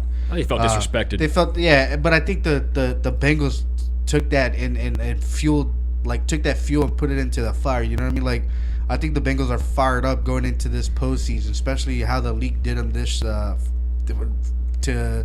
to benefit the Bills in a way that we've never seen before. Right. So I do think that the Bengals have the fire, the desire to go out there and show the leagues, like, I don't give a fuck what you did. It's like, but we're here to win. And I think what was it? Who was it? Joe Mixon that made the comment of we're the big dogs of the AFC. Yeah, it was Joe Mixon. Yeah, I do believe that. I do believe that's true. They beat the reigning AFC champions in the Chiefs last season at Arrowhead. They beat us again this year. And they beat us again this year. And I think they earned that right to talk that shit. Yep. And I do believe, and I agree with it. I think they are the problem big. with it at all. Yeah, I think they are the big dogs of the AFC, and I think they are here to prove it. And I think the Ravens are gonna be their first victim into this postseason. I do see the Bengals going out there and just dominate the game from as soon as the whistle blows to the end of the game. I don't think this is gonna be a close matchup. It's not gonna be a blowout either, but I don't think it's gonna be like a 3-point. I think this is gonna be more like a 7 to 8 point game. Victory by the Bengals. I just with the way that the Ravens have struggled at quarterback with Huntley being hurt, obviously Lamar Jackson being ruled out already, and then having to deal with the third string. They really don't have any weapons out there. You can say that the rookie, what's his name? The tight end or the receiver, the rookie. Bateman. He's not playing. He's been out. That's what I'm saying. Like, Yeah, they got Marcus Robinson. That's their only real. That was their only real receiver. They don't They're really tight ends, have Isaiah Likely and Yeah, but they don't really have any real weapons, and obviously you have potentially a third string quarterback throwing it to these guys. I just don't see them beating the playoff Bengals. If the Bengals come out the same way they did last year, just stick to their thing and do their thing, they'll end up winning. So I picked the Bengals in this one. I like it. Then we finally have the cap of them all, a game that should not be played, honestly, because to Trevor's point, the Bucs probably shouldn't even be in the playoffs, but by a technicality of winning division, which hopefully one day the NFL gets rid of divisions and we just have the 7 best records or the 8th or whatever we end up going with playoff seedings. The best records make the playoffs. That's it. I don't want to do this divisional shit because you have this kind of shit going down. But best record winning percentage. here we go, man. Yeah. This is a matchup of two teams I did not have in the playoffs, so I had very low expectations with both of them coming into this season, and I have very low expectation, even lower expectation for both of these teams going into the postseason, because I don't think either one of these teams are a legitimate threat to ever get close or sniff a Super Bowl opportunity. But the Cowboys come into this game at 2.5 point favorites with a 45.5 over-under, which means that Vegas is thinking, these teams might be able to trade a little bit in this one. We know that the Cowboys, since Dak got back, is one of the best offenses in football, whereas the Bucs have been all year long just a completely inept offense. Their defense has taken a step back this year, mostly with injuries and things of that sort, but they have taken a step back. The Cowboys' defense started the season off hot and heavy. They look like they were going to be one of the best defenses in the league. But the problem with the Cowboys' defense is They are really good against bad quarterbacks. And Tom Brady is not a bad quarterback. Has he been as great as he's been in the past? No. They're a front-runner defense. They're a front-runner defense. And so much so that our guys at First Things First dropped a stat yesterday that said Cowboys pass defense this season against Brady, Burrow, Hurts, Rodgers, and Lawrence. They those quarterbacks went 11-2 in touchdown interception ratio with a 106 quarterback rating. Everybody else had 12 touchdowns to 14 interceptions with a 77 quarterback rating. In other words, they play a good quarterback. They don't play well. The secondary is bad. And the mentality or the mental strength is on the Buccaneers side of things. They beat the Cowboys previous this season 19-3 in a game that Dak did. Yeah, and Dak did get hurt and missed about 6-7 games. Tom Brady, I don't even go down the catalog of what this man's accomplished in this league. He's coming to this game as confident as he ever has, and he knows that this is it for him and the Buccaneers. The Buccaneers know this is it with Tom Brady and them. So this is their final chance to make something happen. And I have been back and forthing this game nonstop because I think the Cowboys are just the significantly better overall team. They should win this game. The problem is the Cowboys are 1-4 this season on grass. They're not the same team on grass fields. So weird. It is the weirdest thing ever. They score like literally 12 points more per game on turf than they do on grass. Their defense gives up like 10 fewer points on turf as opposed to grass. They're a slower, mistake-heavy team on grass, which is why I'm picking the Buccaneers in this game. Oh, boy. I am picking the Bucs to upset the Cowboys in this matchup because of the fact that is little faith, which, by the way, I have zero faith in the Buccaneers. The fact that this is a game that is in their house, and the fact that we all know, and I'm going to factor it in because it's a real thing, Tom Brady getting favorable calls in a playoff game.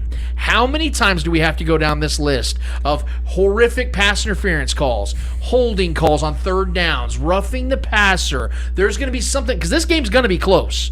This is going to be a close game. And we know down the stretch, it's going to be 17-14. Tom Brady's going to be driving because I don't know if you guys saw, throughout the season, he only had 12 touchdowns in the first through three quarters. The first three quarters, he had 12 total touchdowns, but had 13 in the fourth quarters. One of the best in the league, and he led the league, I think he's second in the league in fourth quarter comebacks. That is exactly what's going to happen in this game. Dak's going to have a boneheaded interception like he has for the previous 7 weeks. Micah Parsons, the guys, will not be able to do anything against Tom Brady because he's going to get the ball out quick. Mike Evans, Chris Godwin are going to create with their feet. Guys, I'm telling you right now, we're going to see the same game get played out like we see every damn time Tom Brady's in the playoffs, where there's going to be this pixie dust, as Nick Wright likes to say, the pixie dust plays, where a favorable call goes in Tom Brady's way, puts him right on the 5-yard line, and then you have a rushing touchdown, and they go up 21-17 with 18 seconds left. The Buccaneers are going to win this damn game. They shouldn't win this damn game because they shouldn't be in the damn playoffs, but not only are they in the playoffs, they're at home on grass with Tom Brady as their quarterback who has fucking vampire blood. I don't know how he does it, but they're going to advance somehow, some damn way. Cowboys are going to go home, and then we're going to have a whole offseason of Jerry Jones talking about Mike McCarthy and how much he has faith in him while he's still trying to pitch Sean Payton to come to Dallas. Buccaneers win this game. I disagree with you in your opening statement when you talked about the Cowboys not being a contender in the NFC. I think they are a contender by default because I think they are better than the Vikings, and I think they're the second best team in the NFC, or the third best team in the NFC, mind you, with the Eagles and the Niners obviously being the two best teams, I believe, in that division. I think the Cowboys are this roster is way too talented. I think the Cowboys win this game, man. I think they run the ball really well. I think the Ezekiel Elliott and the running backs there. I think Pollard, specifically, I think will have a good game here. I think CeeDee Lamb's going to go out there and just absolutely shred that secondary. I think this is going to be a really good performance for the Cowboys offense, man. I do. I just think that as much as I have respect for Tom Brady and what he's done with the Bucs, he is a champion with the Bucs as well, and they have struggled this year. They're not a team in my mind that deserves to be in the playoffs. Granted, they won that terrible division. He did have some impressive late game wins with some very impressive late game calls go his way. I think this team, I think they're outmatched. I know you think this is going to be an upset here, and the Cowboys are going to go home. I think the Cowboys are going to go put up 35. Oof. Okay. I think this, because you said it. You said that this Cowboys offense is one of the best offenses in the league, and they are. When they're rolling, this is a very tough offense to stop, especially when that run game is working. I think they're going to get the run game going. I think Tom Brady's going to chase some points. He's going to go have a good stat line at the end of this game. But I think they're going to send Tom packing. I just think this is they're outmatched. I don't really bank on the Cowboys, especially when it comes to playoffs, but I think this is the biggest mismatch outside of the Seahawks and 49ers game. That's obviously the biggest glaring mismatch there because they've shown that twice now this year. But Even in that game when they beat the Cowboys, that wasn't like a massively easily decided game. That was a very close game, defensive game for the most part. And I think the Cowboys know that, and they will learn from that. And I think that this Cowboys offense, I think their defense will have success this week, this game.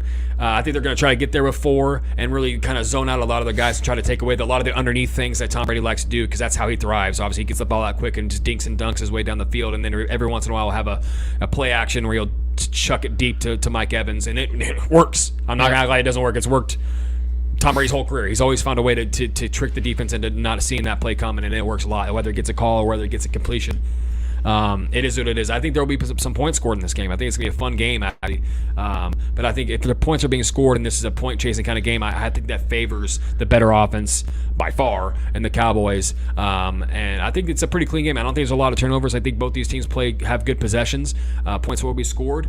But I think the team that settles for more field goals than touchdowns will be the Bucs. Because that's tend to be the whole season this year. They tend to settle for way too many field goals, and that's just not going to win you games in the postseason.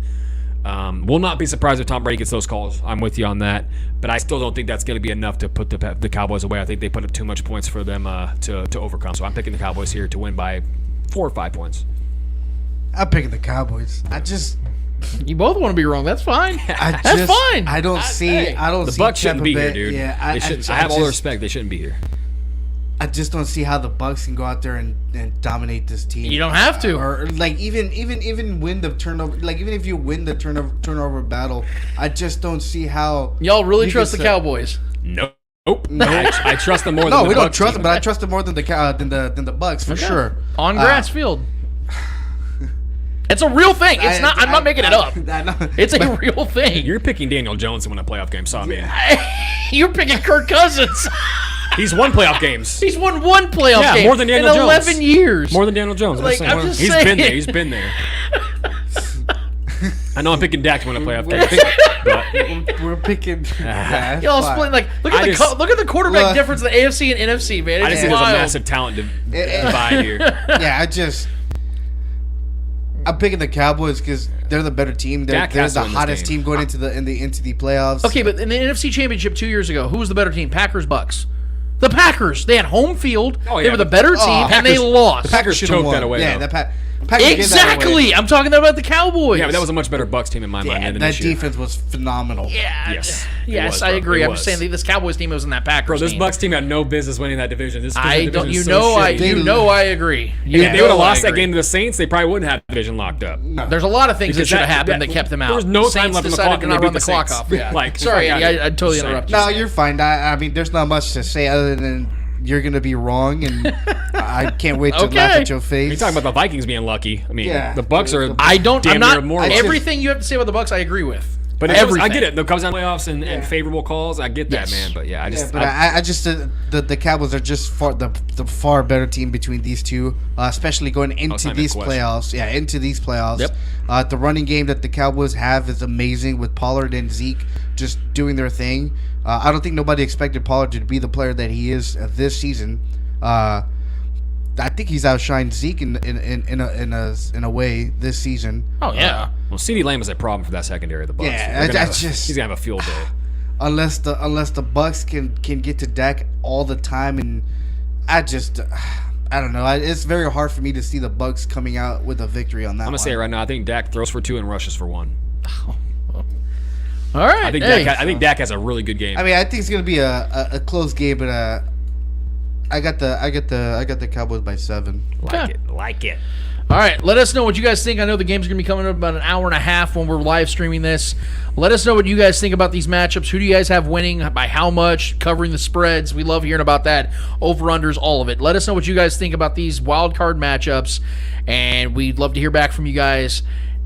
We have one more order of business to get to, guys. What is it called? Hold this L. Each and every week, we finish off each and every episode with a series of L's in the world of sports.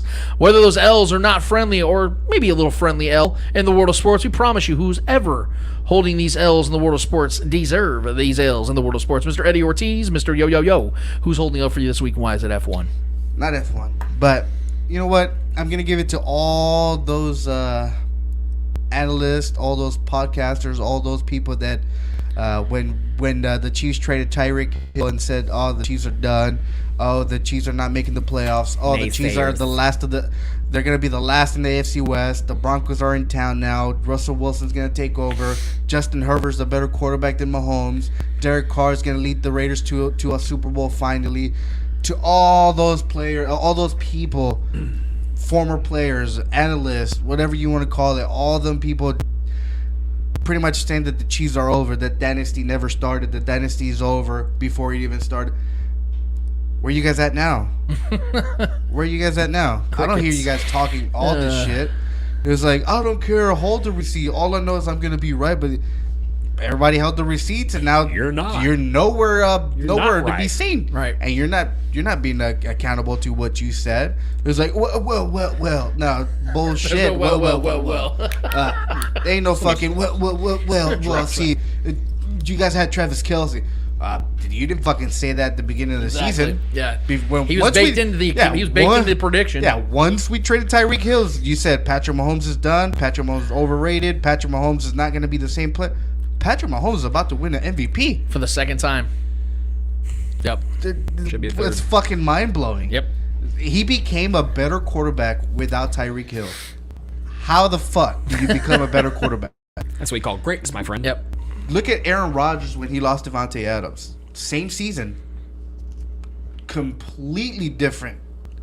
Like the Packers struggled so bad to begin the season, and that is the only reason that they failed to get to the playoffs. Well, look at the offseason differences. You saw Patrick Mahomes was working with these guys back in April, and Aaron Rodgers, which he has the right to do, was out there doing ayahuasca trips and being on his own for months. I'm being serious. It's the truth. He wasn't developing with these young dudes. Trying the herbs and spices. That's why there's the difference. It's the work. It's the work ethic. And you saw the Packers struggle, and that is a major factor as to why the Packers missed the playoffs, because Aaron Rodgers could not trust his receivers. And he started trusting him. He started trusting Watson. Terrible against the Lions. He started trusting Watson up 6-7 weeks ago. So it's not like he's trusted Watson the whole entire season. No, he didn't even fucking throw to these guys. The very first play of the Packers this season was an absolute dime to Watson that he dropped it. It would have been an easy touchdown. And he's like, fuck you. Yeah. Yeah, he's like, don't get started with the Packers, man. God. Yeah. So to all those people that talk that shit, that are no longer talking that shit, and now they're eating shit. Now they're eating shit. Now they're trying to say that, well, he had Travis Kelce. Okay. I wish the camera would not that, but yeah. Fuck all you guys. All of you together. I'm not going to put names out there because a lot of you, Bart Scott being one, but just all the other ones, you got to do me a favor and hold this L. Trevor Twiddle, who's holding the L for you this week? Before I hand out my L, I just want to give a congratulations to, so far this season, to my Sacramento Kings. Last night's victory over the Rockets, which was a back-to-back head-to-head matchup with the Rockets. We won both of them. Granted, the Rockets aren't good, but beat bad teams. The reason I'm bringing this up is the Kings are now 5 games over 500 for the first time in 17 years. We are 4th in the West. The Kings are 4th in the West right now. Wild, man. So we're like 4 games above the Mavs, tears coming out of his 5 games face. above the King, or 5 games above the Lakers, 4 games above the Mavs. Since in 17 years, this is the first time in 17 years we've been since the early 2004, 2005 Bibby Weber teams. Yeah, you know what I mean, Stojakovic, all those. Trevor's crying right now, guys. I'm just saying, bro. I couldn't be more proud. I've been watching damn near every Kings game I get a chance to watch, and it's hard because they're not nationally televised, rarely ever. But they're starting to gain traction here, man. So 5 games above 500 in the last since 17 years. So being 4th in the West is a big deal for me. This team's 100% going to the playoffs this year, and I'm fucking stoked. That's amazing. Even if we lose first round, just to be able to watch my team in the postseason that I haven't been able to watch since I was literally a child. Yeah. Watch them lose every game from now on. Fuck you. Well, if they avoid injury, they're making the playoffs. Yeah, Sabonis and Fox are absolutely having all-star years this season. They found it. They found that click, man. It's crazy too because with the all-star voting though. Yeah, they're probably. You have to expect that though. You have to expect that. I will say they'll probably be fill-ins for somebody. They'll eventually get in there. I think somehow at least one of those guys. Sabonis has been an all-star before, but Fox has yet to be, which is absurd. He averages 19 and 7 in his career. Right. So I don't really care as much about that. The snubs are the snubs. They are what they are. There's always stars. There's so many stars in this league now. So guys are eventually going to be snubbed. So a smaller market team like the Kings. But the whole light the beam movement has been so fun. We had Ice Cube out there, or no, not Ice Cube. We had 50 Cent out there lighting the beam after we won a game. Just like we're starting to get way more notoriety now as a team, a young up and coming roster. Coach Mike Brown has been coaching his ass off this year, absolutely turning this team around. So I couldn't be more proud of these guys. I'm going to be stoked as hell watching these guys play in the playoffs. Even if we lose, it's just going to be a fun thing to see them. Since I was literally a child watching the Mike Bibby, Chris Webber days, this is going to be a fun thing for me to see as just as a fan of this team that for so long suffering through so many terrible droughts. The lowest playoff drought in NBA history. We were due. So I was just going to give them a shout out before I give my L. But my L is actually going to go to the NFL. As we watched the Bengals play the Ravens this past week, Joe Mixon scored a touchdown. Was the most important touchdown of the game. Had a coin, a literal physical coin in his pocket. When he scored the touchdown, took the coin out, flipped it, did the whole celebration. I loved it. Me and Lance were watching that. We were soaking all that up. We thought it was fucking hilarious. Absolute troll job to the league.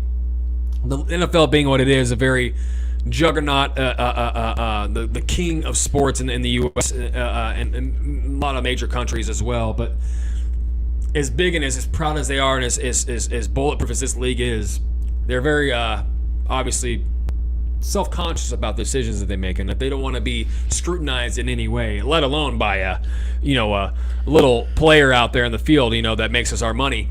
How dare you? They decided to fine Joe Mixon $13,261 for that coin flip celebration. Granted, I know we can't. The players are told not to use props and so forth. They could try to coin it.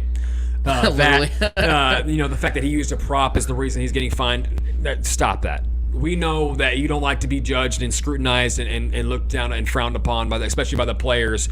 The patients in the asylum, as they've been called before.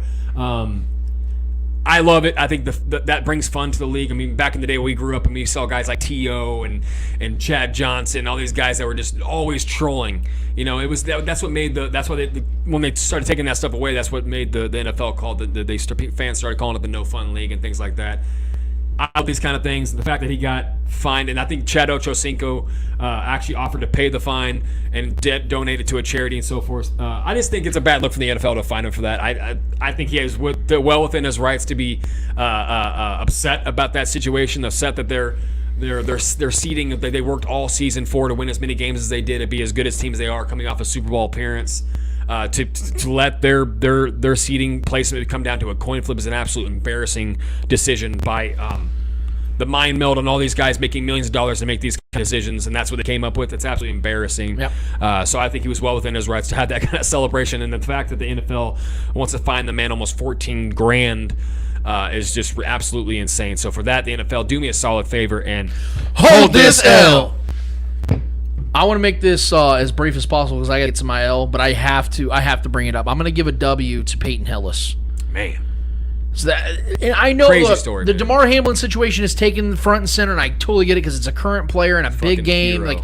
Obviously, DeMar Hamlin's situation is I don't want to say more important, but it's been at the forefront for a reason. But Peyton Hillis needs to have his flowers too, guys. I don't know if you guys have heard about this, but former running back for the Browns and Chiefs, Peyton Hillis, was on a ventilator for about a week's time after making a rescue, and according to ESPN, I'll just go ahead and read it to you guys.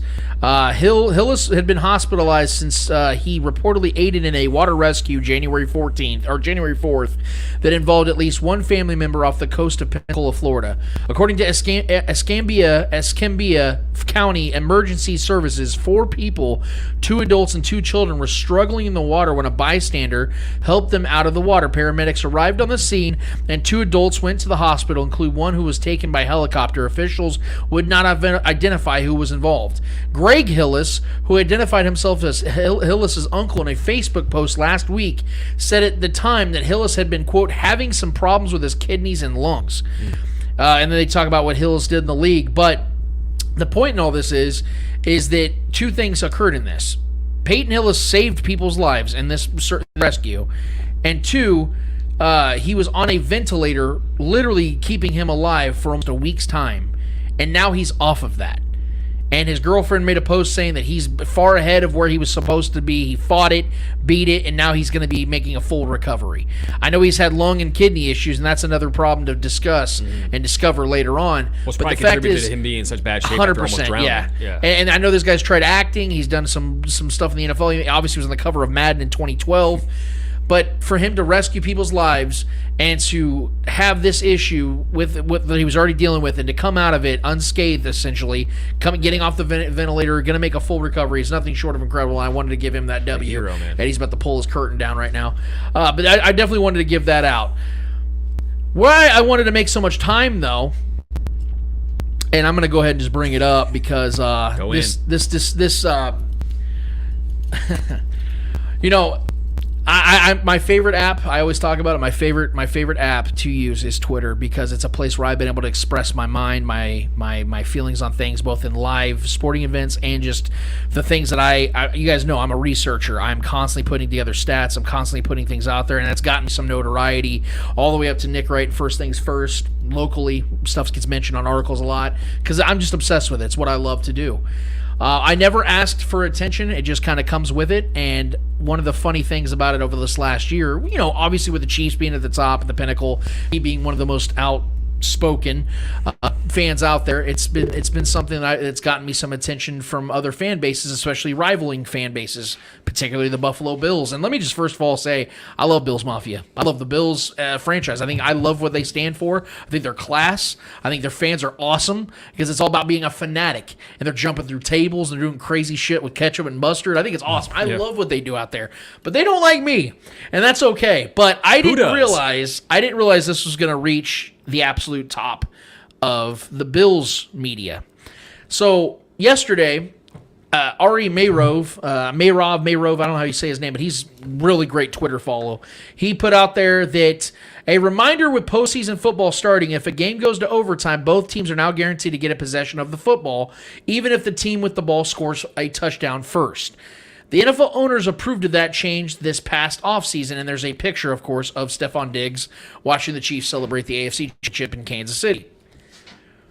And I quote tweeted it because I always have an opinion on this whole thing. We've talked about it ad nauseum, but I put it out there. I said, quote, "It's truly impressive how many rules the NFL has changed for the Bills over this last year." And I stand by that statement because that's exactly what's happened. We've seen them relocate games this year for the Bills when weather has never been a factor for other teams that have had to not move games. They've had to just play through it. The fact that the overtime rules got literally changed because of the Bills. And I'm going to express that in just a second. Well, I didn't realize this was going to get the attention of some pretty well-known people.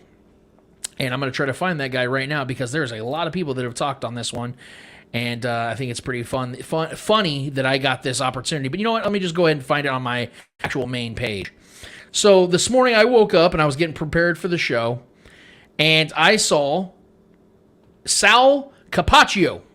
And I knew Sal Capaccio was before, but I had to make sure it was the real Sal Capaccio, and it is, at Sal Sports.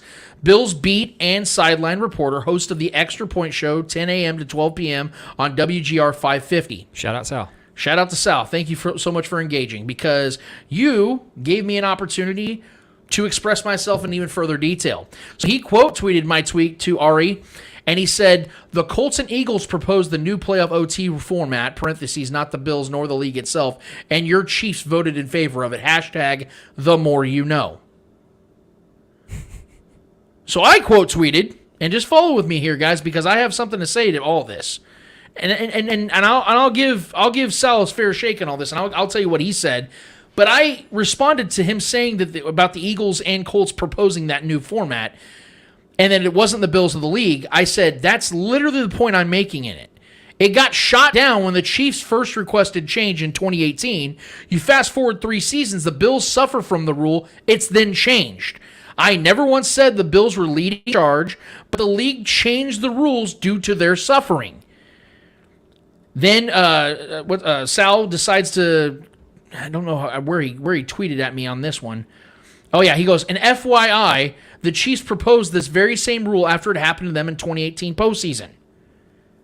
I then quote tweet that because I want people to see the whole conversation.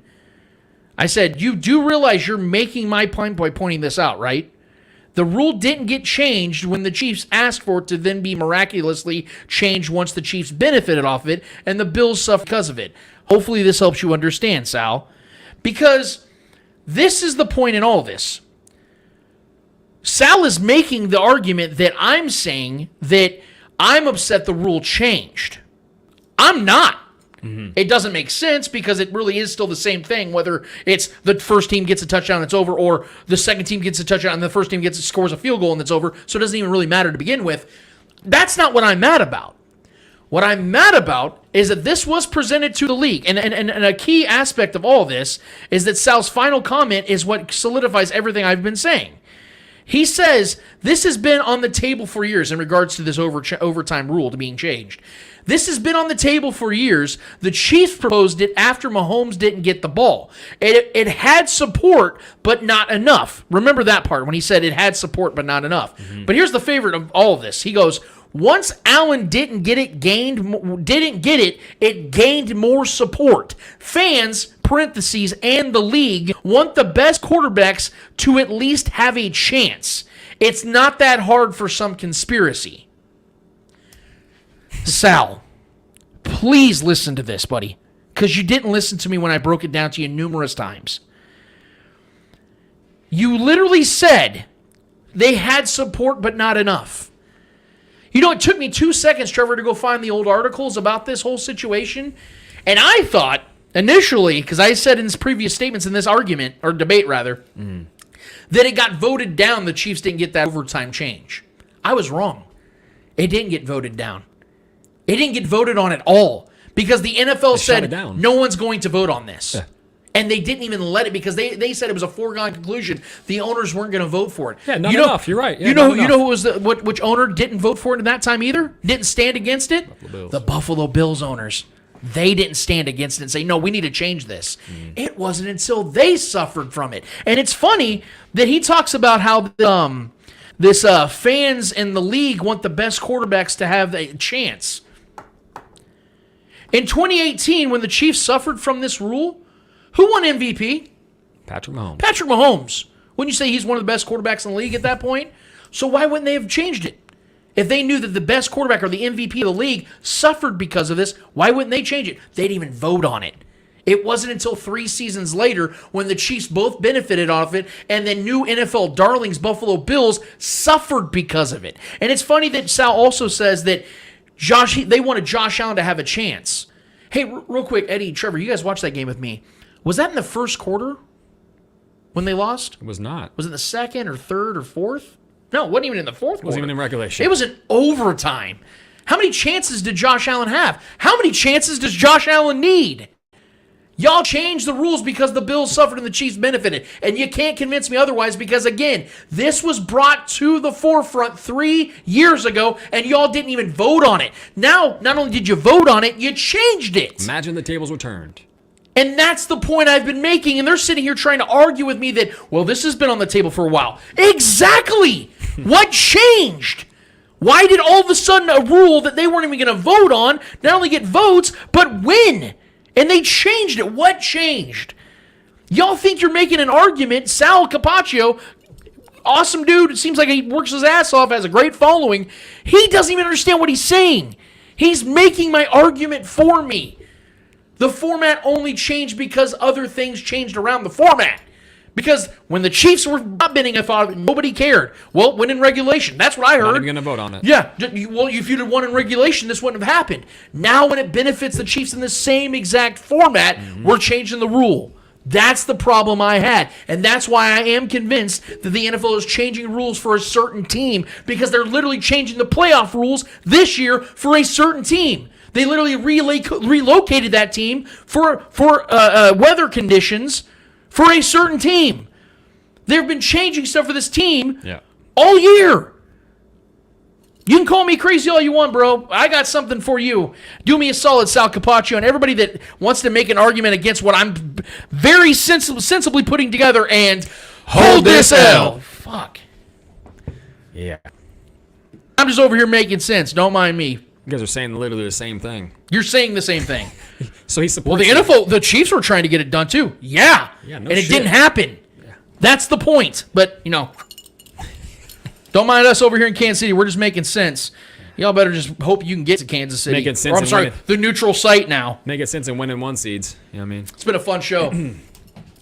But we got some football to get to. And we got some picks to drop. We got a nice little show that we dropped before these games, a little appetizer for you guys. I hope you enjoyed that because I feel like we covered every bit of the ground that we needed to cover when it comes to the NFL playoffs.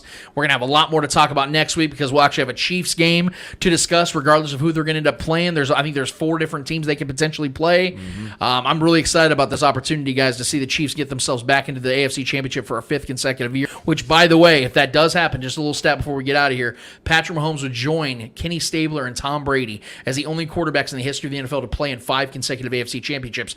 If they didn't do this neutral site bullshit and the Bills end up not getting there, he would be the only quarterback to host 5 consecutive. He's only quarterback to host 4. Yeah. So he'd just be extending that record. We'll see how that goes. In the meantime, I hope you guys enjoyed this show, and I hope you enjoy the playoff football that's about to commence. I don't really have anything else to add to this, man. It's been a fun show. I appreciate all the comments, all the subscribers. We want to keep getting more there, guys. So if you're on Twitter, if you're already following me, if you're following the show, you're following Trevor and Eddie, you might as well hit us up on YouTube, subscribe to the channel, man. We definitely appreciate that. And chime in, man. That's what it's all about. We'd love to hear from you guys. As you guys heard, we had Star K Media's owner, creator, Noah Groniger on the show. He was chiming in a little bit. Chime in, man. We'll get some comments in. It's not a problem at all. We'll stop everything if it means we get to you guys. But in the meantime, for Trevor Twidwell, for Eddie Ortiz, for the great Clay Windler that puts all this together on the back end, I'm Lance Twidwell. Episode 201 of the Spoken Podcast is done, finished, and finito. And until we're here in 1 week's time talking about a Chiefs matchup in episode 202, we out of this bitch. Later. Can't see me.